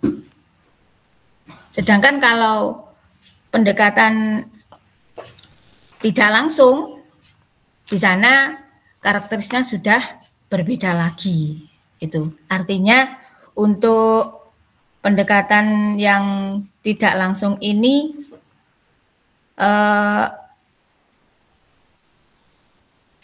orang-orangnya sudah punya banyak pengalaman seperti itu.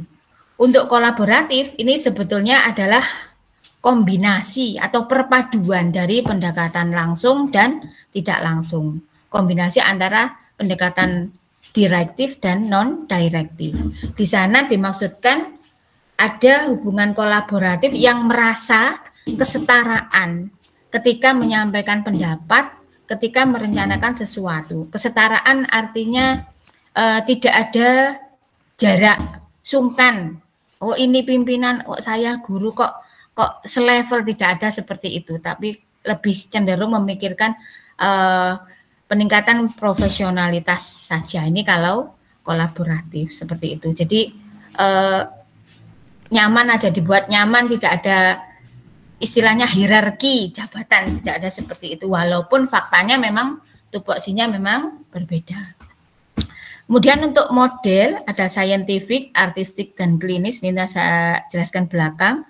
Untuk teknik ada perseorangan dan kelompok. Kalau perseorangan supervisinya dilaksanakan biasanya face to face atau antara KS dan satu guru seperti itu. Jadi lebih spesifik sesuai dengan yang dihadapi satu guru tersebut saja. Tetapi kalau kelompok biasanya disampaikan secara internal dalam rapat keluarga atau diskusi non formal, tapi lebih dari satu orang. Seperti itu untuk teknik perseorangan dan kelompok. Ini sudah saya jelaskan Bapak Ibu. Kemudian ini untuk modelnya tadi yang scientific tadi didasarkan pada data hasil pengamatan yang benar-benar teliti, objektif, dan valid. Artinya di sini benar-benar datanya by data. Ketika menyampaikan supervisi benar-benar ada instrumennya yang lengkap begitu. Untuk artistik ini tidak langsung, tetapi menggunakan cara-cara tertentu sesuai karakteristik KS-nya seperti ini. Ya, biasanya KS-nya hanya mengamati, merasakan, mengapresiasi, tapi tidak langsung ke to the point. Bisa dikatakan ini adalah tersirat. Ya. Untuk supervisi, model supervisi klinis ini ada indikasi kekurangan atau kelemahan sehingga harus menentukan langkah perbaikan selanjutnya seperti itu. Ini sudah tadi kelompok dan individual. Nah sekarang Bapak Ibu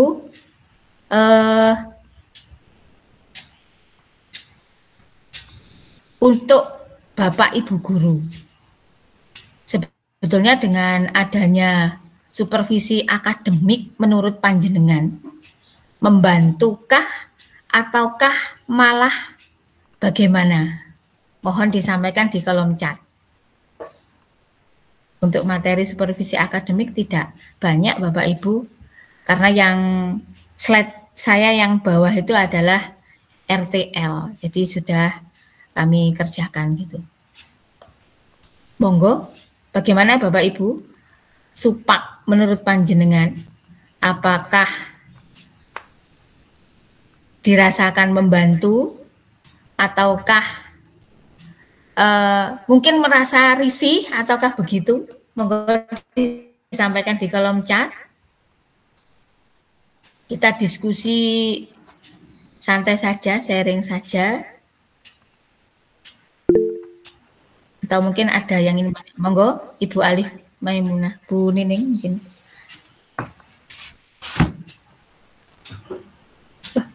Cari ya, bentar ya Bu ya. Untuk presentasi saya Bu Nining hanya itu, jadi mungkin bisa dilanjutkan ke sesi diskusi karena materinya memang sedikit. Baik, Bu Romlah. Sudah cukupkah, Bu Romlah? Oke, cukup, monggo. Kita mawon. Oke. Mohon maaf untuk mengaktifkan peserta yang angkat tangan ini saya tidak bisa. Mungkin Pak Anas mungkin. Atau Bu Romlah. Bentar Bu, saya coba Bu. Oke. Baik Bapak Ibu, demikian tadi paparan dari Ibu Romlah, supervisi akademik. Saya yakin Bapak Ibu sudah menyimpan unek-unek berupa pertanyaan. Monggo kami persilahkan untuk raise hand bagi yang sudah tidak kuat ngempet untuk menyampaikan pertanyaannya. Sekali lagi kami ingatkan Bapak Ibu, mohon izin mengingatkan bahwa untuk mendapatkan sertifikat dari kegiatan pada malam hari ini, salah satunya adalah harus mengirimkan screenshot kegiatan virtual ini. Oleh karena itu jangan lupa untuk screenshot layar yang ada nama panjenengan semua. Baik, dipersilahkan. Bagi yang mau bertanya, Ibu Alif Maimunah. Belum bisa ya? Masih unmute Bu, mungkin pengaturannya. Bentar Pak. Setting.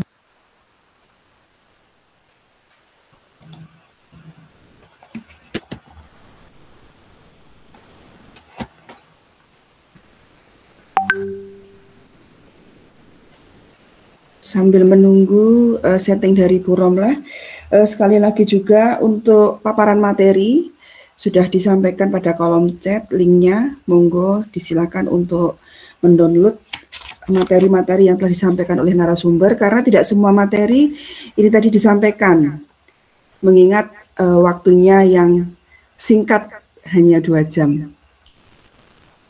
Sudah bisa Bu Romlah? Ada Ibu Alif Maimunah? Belum bisa. Belum bisa ya? Bu. Saya aktifkan Bu. Mungkin Bu Alif sudah. Oke, tes. Oke. Sudah Bu Alif, sudah. Maaf, sudah terdengar Bapak Ibu? Sudah. Sangat terdengar. Oke. Terima kasih. Assalamualaikum warahmatullahi wabarakatuh. Waalaikumsalam warahmatullahi wabarakatuh. Selamat malam bagi yang beragama non-muslim. Mohon maaf sebelumnya, ini tadi sebenarnya saya mau juga komentar juga terkunci, Bu. Speaker juga terkunci, jadi nggak bisa ngapa-ngapain gitu ya. Ini ada hal yang ingin saya sampaikan ya. Dan mohon maaf saat ini saya sebagai kepala sekolah yang baru diangkat sekitar 3 bulan yang lalu Bu, tepatnya 12 Februari 2024 gitu ya dari GP. Sebelumnya saya sebagai seorang guru kelas 6, tadi pertanyaan Ibu Romlah, bahwasannya saya sangat ingin dilakukan supervisi akademik gitu Bu, oleh atasan saya, baik itu kepala sekolah atau pengawas, maksudnya sering gitu ya lebih dari 2-3 kali gitu ya. Karena apa? Karena tujuan saya dengan temuan-temuan kekurangan yang saya miliki baik dalam pedagogik saya, profesional saya, kompetensi profesional saya ingin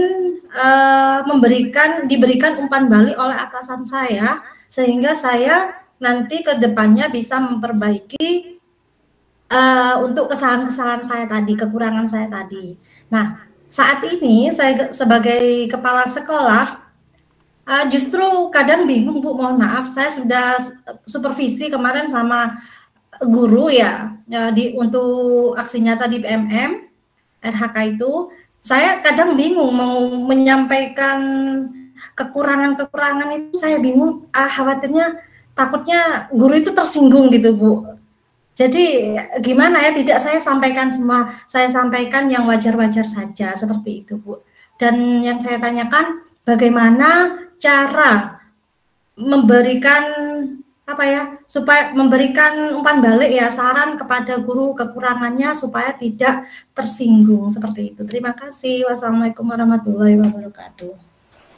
Baik, terima kasih Pak Alif. Waalaikumsalam warahmatullahi wabarakatuh. Bagaimana Bu Romlah, Pak Rodin, apakah langsung dijawab ataukah kita menunggu 2-3 pertanyaan terlebih dahulu? Monggo satu-satu lebih baik. Oh, siap. Biar lebih kaya. Nggih, monggo Bapak. Monggo Bu Romlah. Nggih. Bu Alif, dengan apa ya? Bu Alif ingin disupervisi tapi kok belum terwujud harapan seperti itu ketika sekarang panjenengan menjadi KS, ingin menyampaikan itu takut tersinggung. Ini berbagi trik aja Bu ya. Kalau ya alhamdulillahnya kita di GP walaupun tidak diklat berapa jam itu pernah merasakan, atau di modul 2.2 itu kan ada pra observasi dan pasca observasi. Jadi bekal itu yang saya gunakan. Nah, ketika memang betul kita ingin menjaga perasaan karena tidak semua orang mindsetnya sama. Kok aku istilahnya dilucuti lah kekurangannya. Kita menyampaikan bahasa, kalau saya melaksanakan pendekatan yang namanya kolaboratif tadi. Jadi saya tidak menggunakan bahasa perintah, tapi monggo pun kita belajar bersama-sama. Saya pun juga masih banyak kekurangan dan sebagainya. Artinya saya menyampaikan seperti itu ketika rekan guru itu mendengarkan apa yang saya sampaikan, harapan saya adalah saling mengisi sehingga ketersinggungan itu minim sekali seperti itu. Dan mungkin juga bisa diterapkan juga, kita tidak menggunakan lesan semua. Artinya kita punya sumber valid. Misalnya begini, ketika kita ingin memberi umpan balik, kemudian ada solusi tindak lanjut. Saya tidak menyampaikan secara lesan semua, tapi saya menunjukkan sumber valid, misalnya di video PMM atau YouTube apa begitu, sehingga yang saya sampaikan ini sebetulnya Bu Rom ini juga dapat dari orang lain, bukan murni dari dirinya sendiri. Artinya di sana unsur kolegialitas atau kesejawatan nanti benar-benar terbangun. Inilah yang saya terapkan selama ini.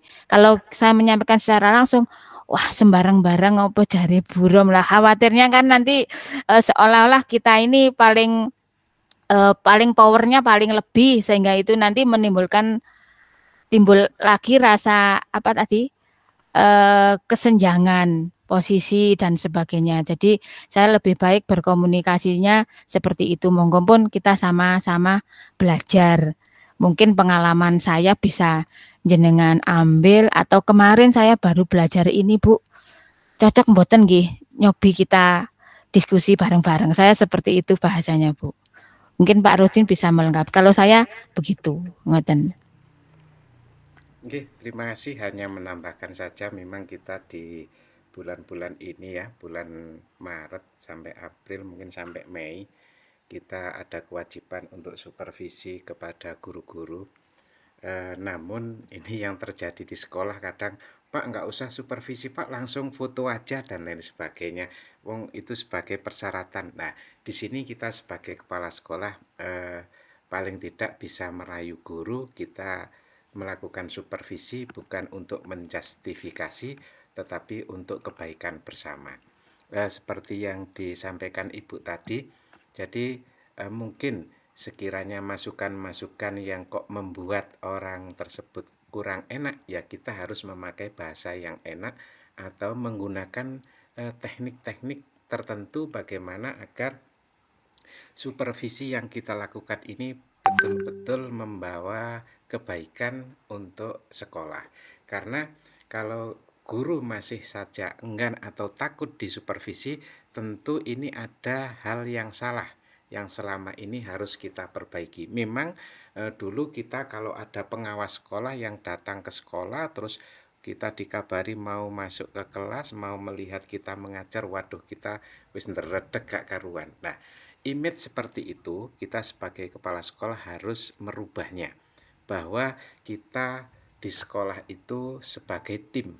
Jadi kita sebagai manajer atau sebagai kepala sekolah bagaimana agar supervisi yang kita lakukan ini betul-betul menjadi manfaat dan betul-betul seperti yang Ibu sampaikan tadi, ini hal yang diharapkan, bukan hal yang tidak diinginkan. Jadi seperti itu. Monggo, memang kita sebagai kepala sekolah di bulan Maret, April, dan Mei kita harus menuntaskan supervisi tersebut. Terima kasih. Monggo saya kembalikan ke moderator. Baik, terima kasih. Seperti yang dijelaskan Bu Romlah tadi, bagaimana menyampaikan supaya tidak tersinggung. Kalau Bu Romlah menyampaikan dengan secara kolaboratif, juga menghadirkan sumber-sumber yang terpercaya, sehingga prinsip kolegalitasnya lebih nampak seperti itu. Sedangkan tips dari Bapak Rodin adalah mungkin lebih menggunakan bahasa yang baik begitu ya, bahasa yang santun dan bahasa yang kira-kira tidak menyinggung. Bagaimana Ibu Alif, apakah sudah cukup membantu ataukah masih ada ganjelan yang kurang pas begitu? Alhamdulillah sudah membantu. Ini masalahnya karena yang saya supervisi ini usianya maksudnya senior banget, bahkan dulu beliau adalah guru saya ketika saya SD gitu Bu. Sekarang jadi gak enak banget ya Bu ya. Iya, saya berperannya jadi atasannya dia. Bagaimana saya mau menyampaikan bahwa beliau itu guru saya dulu, gak enak banget gitu. Terima kasih. Baik. Monggo yang lain mungkin ada pengalaman atau ada hal yang perlu diungkapkan di sini, kita bisa berbagi bersama. Saya tadi melihat sepertinya Bapak siapa ya tadi ya, Pak Mulyonohan, kayaknya tadi waktu Pak Rodin menyampaikan materi sudah angkat tangan tadi. Sepertinya. Monggo silakan Pak Mulyono tadi, sepertinya ada sesuatu yang mau disampaikan. Atau Bapak Ibu yang lain mungkin? Wah, cukup jelas ini rupanya. Bu Erista. Bu Erista. Oh, Bu Erista. Iya. Pak Erista Zulkifarudi. Monggo. Assalamualaikum warahmatullahi wabarakatuh. Salah saya bisa terdengar Bapak Ibu? Warahmatullahi wabarakatuh. Sampun terdengar jelas. Bisa. Perkenalkan, nama saya Erista Zulkifarudi dari SMK Negeri 2 Donorejo Pacitan. Senang sekali tadi bisa bertatap maya di sini, mendapatkan banyak sekali pengetahuan yang sangat luar biasa terkait dengan materi dari Bu Romlah, khususnya yang akademik tadi ya. Memang seperti apa yang tadi Bu Alif sampaikan, memang betul sekali. Nuansanya kalau misalnya kita dulu memang guru kita dan sebagainya tentu ada perbedaannya. Artinya kita harus bisa menyikapi bagaimana hal tersebut tidak terjadi kesenjangan lah dengan guru yang lain. Tapi saya ingin bertanya dengan kacamata yang berbeda. Kalau misalnya di sekolah dasar kemungkinan masih ada kepala sekolah yang memang mampu untuk mensupervisi akademik seluruhan. Tapi kalau di SMK karena jumlah gurunya juga banyak dan kepala sekolah biasanya menugaskan pada salah satu guru senior atau 2 atau 3 bahkan ketika sekolahnya besar. Nah, itu yang terjadi adalah ketika antara supervisor yang satu dengan supervisor yang lain itu mungkin mindsetnya agak berbeda, sehingga paradigma atau munculnya kesan dilucuti itu pasti mau tidak mau harus ada. Nah, yang ingin saya tanyakan khususnya pada Bu Romlah ini bagaimana kiat-kiatnya? Apakah memang supervisi akademik itu ada orientasi yang jelas, artinya apa yang perlu diobservasi, titik tekannya di mana, artinya ketika nanti diobservasi oleh satu guru dengan guru yang lain itu tidak istilahnya berat sebelah, atau oh kalau saya diobservasi Pak itu dengan Pak ini aja lah, seperti itu, sehingga guru-guru itu juga nyaman. Sebetulnya diri saya sendiri ketika observasi ini dilakukan, saya sangat menyambut gembira karena ini adalah sebuah bagian dari upaya kita untuk memperbaiki kualitas pendidikan yang ada di negara kita, di Indonesia. Kemudian ini kan juga baru ya, tergolong baru supervisi ini melalui observasi. Bahkan sebetulnya ini sudah lama, tapi yang RTL-nya tindak lanjutnya seperti apa itu kan tergolong baru. Nah ini bagaimana kiat-kiatnya untuk mengatasi kesenjangan tadi kalau observasinya berbeda, kemudian RTL atau tindak lanjutnya setelah observasi ini nanti untuk semester datang atau tahun datang itu tidak mengulangi, artinya bagaimana kontinuitasnya itu tetap bisa terbangun dan terjaga sehingga kualitasnya semakin meningkat, tidak lagi stagnan atau bahkan hanya sebatas formalitas seperti itu. Terima kasih Bu Romlah dan juga Bu Nining. Terima kasih Pak Rista Zulki Fahrudi dari Pacitan. Monggo Bu Romlah sudah menangkap pertanyaan beliau. Nggih. Matur nuwun Pak Eris. Kalau di SD katanya wis ngatasi karena gurunya tidak terlalu banyak. Kalau di SMK, SMP mungkin bagaimana kalau banyak dengan menunjuk observer kedua, misalnya guru senior seperti itu. Tetapi izin berbagi Pak Eri, saya di SD ini untuk semester ini mengharuskan ya teman-teman untuk menjadi observer juga, meskipun di SD, meskipun yang saya observasi hanya 8 guru. Dengan harapan kita saling belajar, yang observer ini juga belajar mengamati, mau memberi saran konstruktif kepada yang diamati nanti juga sebaliknya. Namun demikian, bagaimana supaya tidak terjadi miss? Oh Pak ini loh enak kalau ngobservasi, Pak itu enggak enak, terlalu melucuti dan sebagainya. Saya mengadakan pertemuan secara menyeluruh dulu, rapat keluarga bahwa istilahnya sosialisasi rubrik pengamatan dengan batasan-batasan yang kita sepakati bersama. Memang PR tersendiri karena kalau di PMM itu kan pemilihan fokus target perilaku itu beda-beda. Di saya juga beda-beda Bapak. Ada 3 target perilaku meskipun gurunya 8. Nah, supaya tidak terjadi miss. Misalnya guru A ini target perilakunya adalah dimensi aktivitas interaktif. Kok diamati guru B?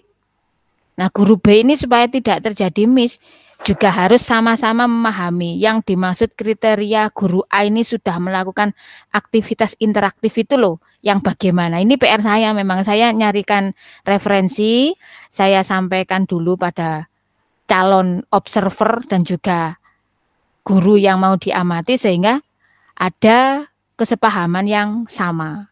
Begitu juga dengan RHK yang lain. Jadi saya memang cari referensi dulu. Instruksi pembelajaran itu yang bagaimana sih ciri-cirinya, apa perilaku yang dianjurkan dan apa yang tidak boleh dilakukan. Itu saya sampaikan baik secara lesan dalam rapat keluarga maupun juga saya printkan gitu batasan-batasannya. Bu, Pak ini loh target perilakunya ini. Jadi yang diamati faktor-faktornya ini. Jadi semacam mensosialisasikan rubrik pada guru-guru itu PR saya itu. Dan saya pun juga masih belajar, saya lakukan perlahan-lahan dan kita juga sama-sama istilahnya memberi saran. Dan ketika beliau nanti berbalik menjadi guru yang diamati, nah hubungan kekeluargaan itu juga tetap kami pelihara dengan jalan jangan terlalu ya oke, kelemahan kita sampaikan, cuma bahasanya saja yang lebih halus dan harapannya tidak sampai terjadi bagus semua sehingga kesannya seolah-olah menjadi formalitas atau jelek semua, kan seolah-olah menjatuhkan juga.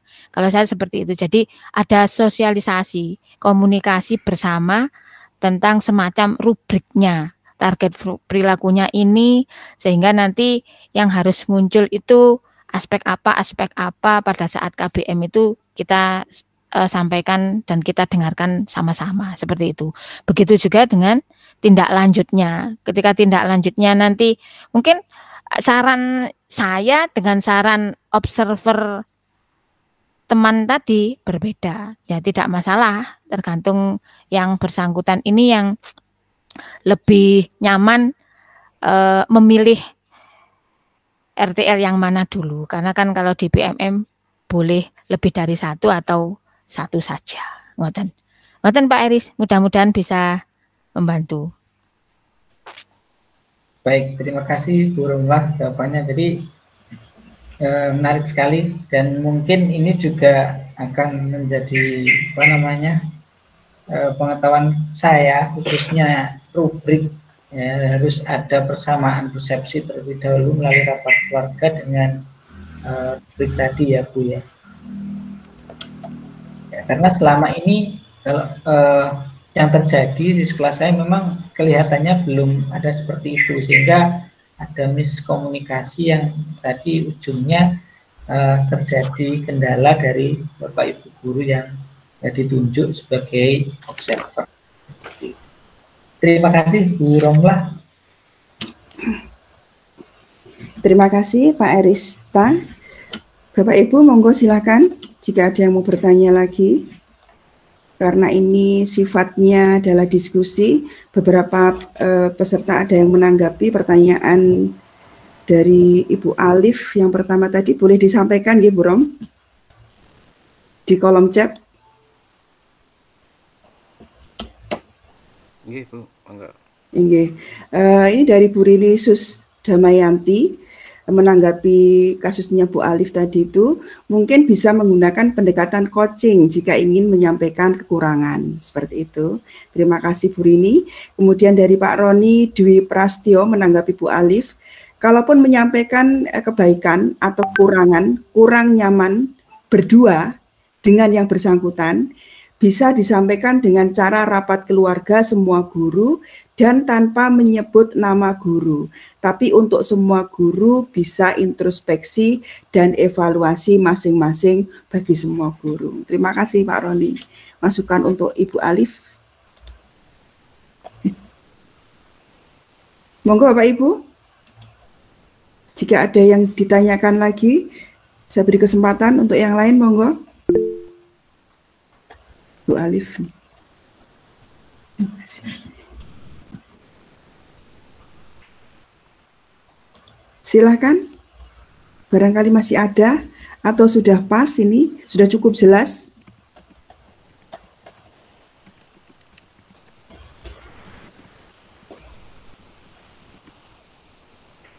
Kelihatan sudah tidak ada. Oh ya, Bu Alif, monggo. Silakan Bu Alif. Oke, sebelumnya mohon maaf ini Bu, yang ingin saya tanyakan beda dari topik ini bagaimana nggih? Masih berkaitan dengan PMM juga gitu, RHK. Gimana Bu? Bisa nggih? Pak Rodin, bagaimana keluar dari topik sedikit? Sedikit atau banyak Bu Alif keluarnya? Sedikit tentang RHK Bu, tentang RHK PMM.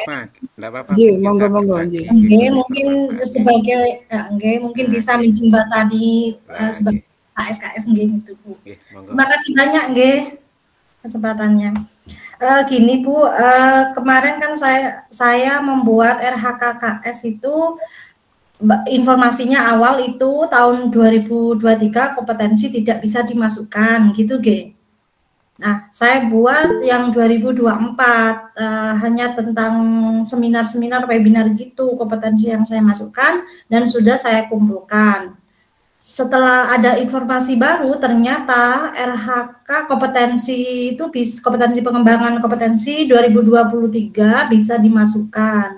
Nah, setelah saya mau memasukkan, saya kan punya GP ya, sertifikat GP, saya merasa sayang kalau tidak dimasukkan. Jadi saya ingin memasukkan, ternyata tidak bisa, sudah terkunci gitu. Nah, yang saya tanyakan, apakah bisa kalau 2023 nanti dimasukkan ke RHK periode Juli sampai Desember, Bu, tapi nilainya, poinnya lebih dari 128, sedangkan kan batas maksimum 128, seperti itu. Terima kasih. Baik, terima kasih Bu Alif. Monggo Bu Romlah dan Pak Rodin untuk menanggapi. Terima kasih. Ini mengenai PMM ya. RHK yang kita pilih ternyata ada yang keselip. Ya, contohnya yang semula kita tidak memilih guru penggerak, sertifikat guru penggerak, ternyata di tahun berjalan atau tahun 2023 ini sertifikat kita keluar. Kalau menurut saya, apa yang menjadi target kita, contohnya targetnya hanya berapa kemarin, 32 nggih. 32, kalau kita bisa mengumpulkan lebih dari 32, ini akan lebih baik daripada kita menargetkan RHK 60, tetapi kita hanya bisa mencapai 40. Nah, di situ kita akan terbaca kurang memenuhi.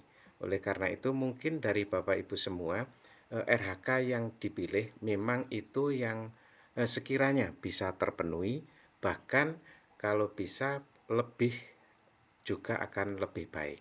Karena yang kami terima juga begitu, RHK minimal itu 32, tetapi apabila kita bisa mengumpulkan nilai sampai 50 bahkan 60, itu berarti nilai kita nanti akan di atas ekspektasi daripada kita mengumpulkan kurang. Jadi RHK memang kemarin di kami itu sarannya kita pilih yang sesuai dengan apa yang kita laksanakan. Kemudian kita pilih yang minimal saja. Yang penting nanti dari batas minimal itu kita bisa mencapai, itu akan lebih baik. Bahkan lebih baik lagi kalau kita bisa memperoleh di atasnya. Nah, pertanyaannya, bagaimana cara mengupload sertifikat yang kita peroleh? Nah, karena di BMM itu sertifikat mungkin foldernya hanya satu, ini bisa disikapi digabung. Jadi satu folder itu isinya beberapa sertifikat gabungan. Jadi itu menunjukkan bahwa kita memang memiliki sertifikat lebih dari satu. Jadi caranya contohnya 3 sertifikat ternyata kita peroleh. Jadi untuk menguploadnya kita gabung jadi satu. Begitu kemarin yang kami dapat ketika ada sosialisasi mengenai BMM. Terima kasih. Monggo mungkin yang lain bisa menambahkan.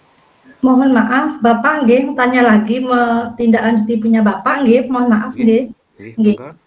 Gini, kemarin kenyataannya gini Pak, karena kalau tidak membuka kamar ya istilahnya kamar, kita tidak memiliki, tidak memasukkan sertifikat guru penggerak atau aksi nyata, itu nanti di RHK yang akan kita masukkan sertifikatnya tidak ada kolomnya itu Pak, tidak terbuka gitu Pak.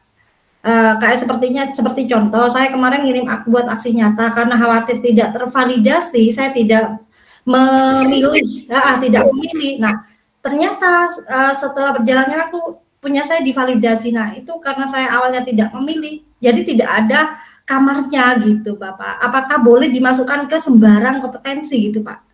Yang saya pilih sebelumnya walaupun tidak sesuai seperti itu.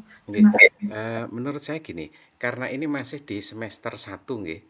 Nah, karena di semester 1 ini kita tidak memilih RHK yang sekiranya memang kita ragu, ternyata kita bisa memperolehnya. Nah, mungkin nanti ini bisa kita masukkan di RHK yang semester 2 atau 6 bulan berikutnya, ngoten nggih. Jadi di bulan Juli sampai Desember. Nah, jadi kita sudah punya bukti-bukti, nanti lebih enak kita bisa tinggal upload karena bukti-bukti yang kita peroleh ini sudah terpenuhi.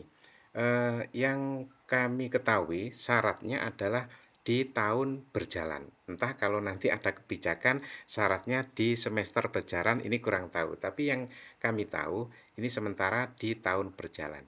2024 berarti sertifikat yang di 2024. Kalau di 2023 berarti ya sertifikat yang di 2023, begitu. Terima kasih Ibu. Monggo yang lain kita berbagi pengalaman, enggak apa-apa, biar tambah wawasan.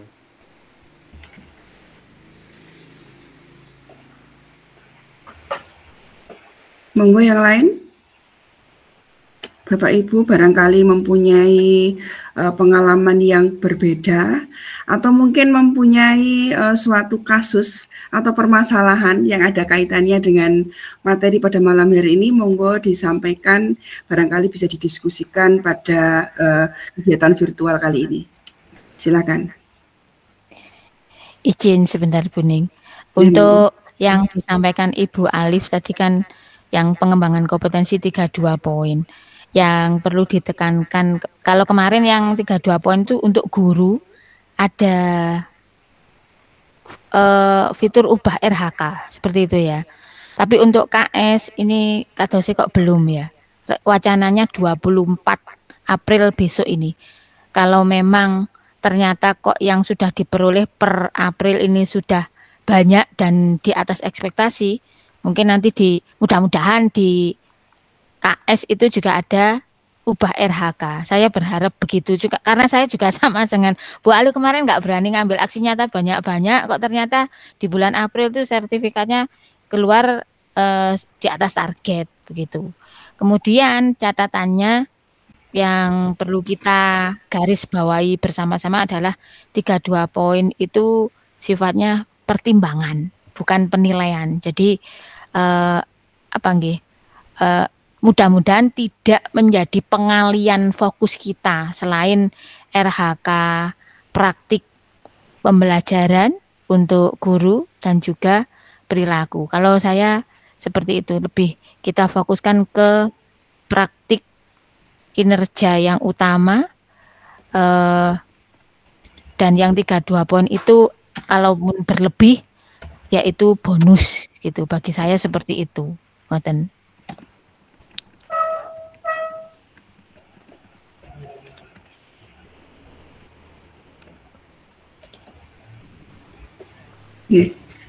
Terima kasih Bu Romlah. Bagaimana Bu Alif? Sudah semakin jelaskah? Enggak Bu, terima kasih. Cuma nanti seumpama lebih poinnya kan mungkin kita tersimpan gitu ya, tidak dipilih di RHK saat ini, nanti dimasukkan ke semester 2. Lebih dari batas maksimal 128. Boleh, G? Sepertinya tidak bisa. Masih 128. Enggak, berarti hanya satu memasukkan guru saja. Padahal saya kenyataannya punya lebih dari itu, Bu. Gitu. Terima kasih. Mungkin bisa disimpan, Bu, sebagai kekayaan begitu. Alhamdulillah nih ilmunya lebih daripada yang dilaporkan melalui PMM gitu. Ini ada pertanyaan link evaluasi, Bapak Ibu. Apakah ada?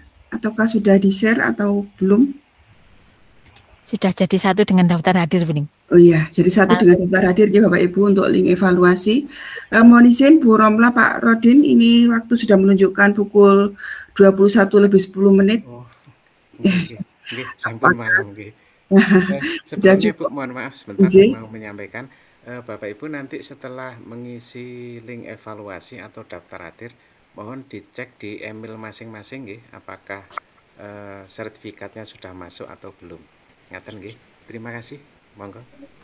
Nggih, baik. Terima kasih Bapak Ibu. Alhamdulillah kegiatan pemaparan materi pada malam hari ini pada diseminasi Pendekar Juru 1 pengembangan kompetensi pengelolaan sekolah telah kita lalui bersama dan alhamdulillah berjalan dengan lancar. Mudah-mudahan pemaparan kali ini bermanfaat untuk kita semua. Saya selaku moderator, apabila ada kurang lebihnya saya mohon maaf yang sebesar-besarnya. Saya akhiri, wassalamualaikum warahmatullahi wabarakatuh. Waalaikumsalam warahmatullahi wabarakatuh. Waktu saya kembalikan kepada host Bapak Anas Andrianto. Oke, terima kasih Bu Nining. Bapak Ibu, alhamdulillah acara pada kegiatan kali ini sudah sampai pada puncaknya.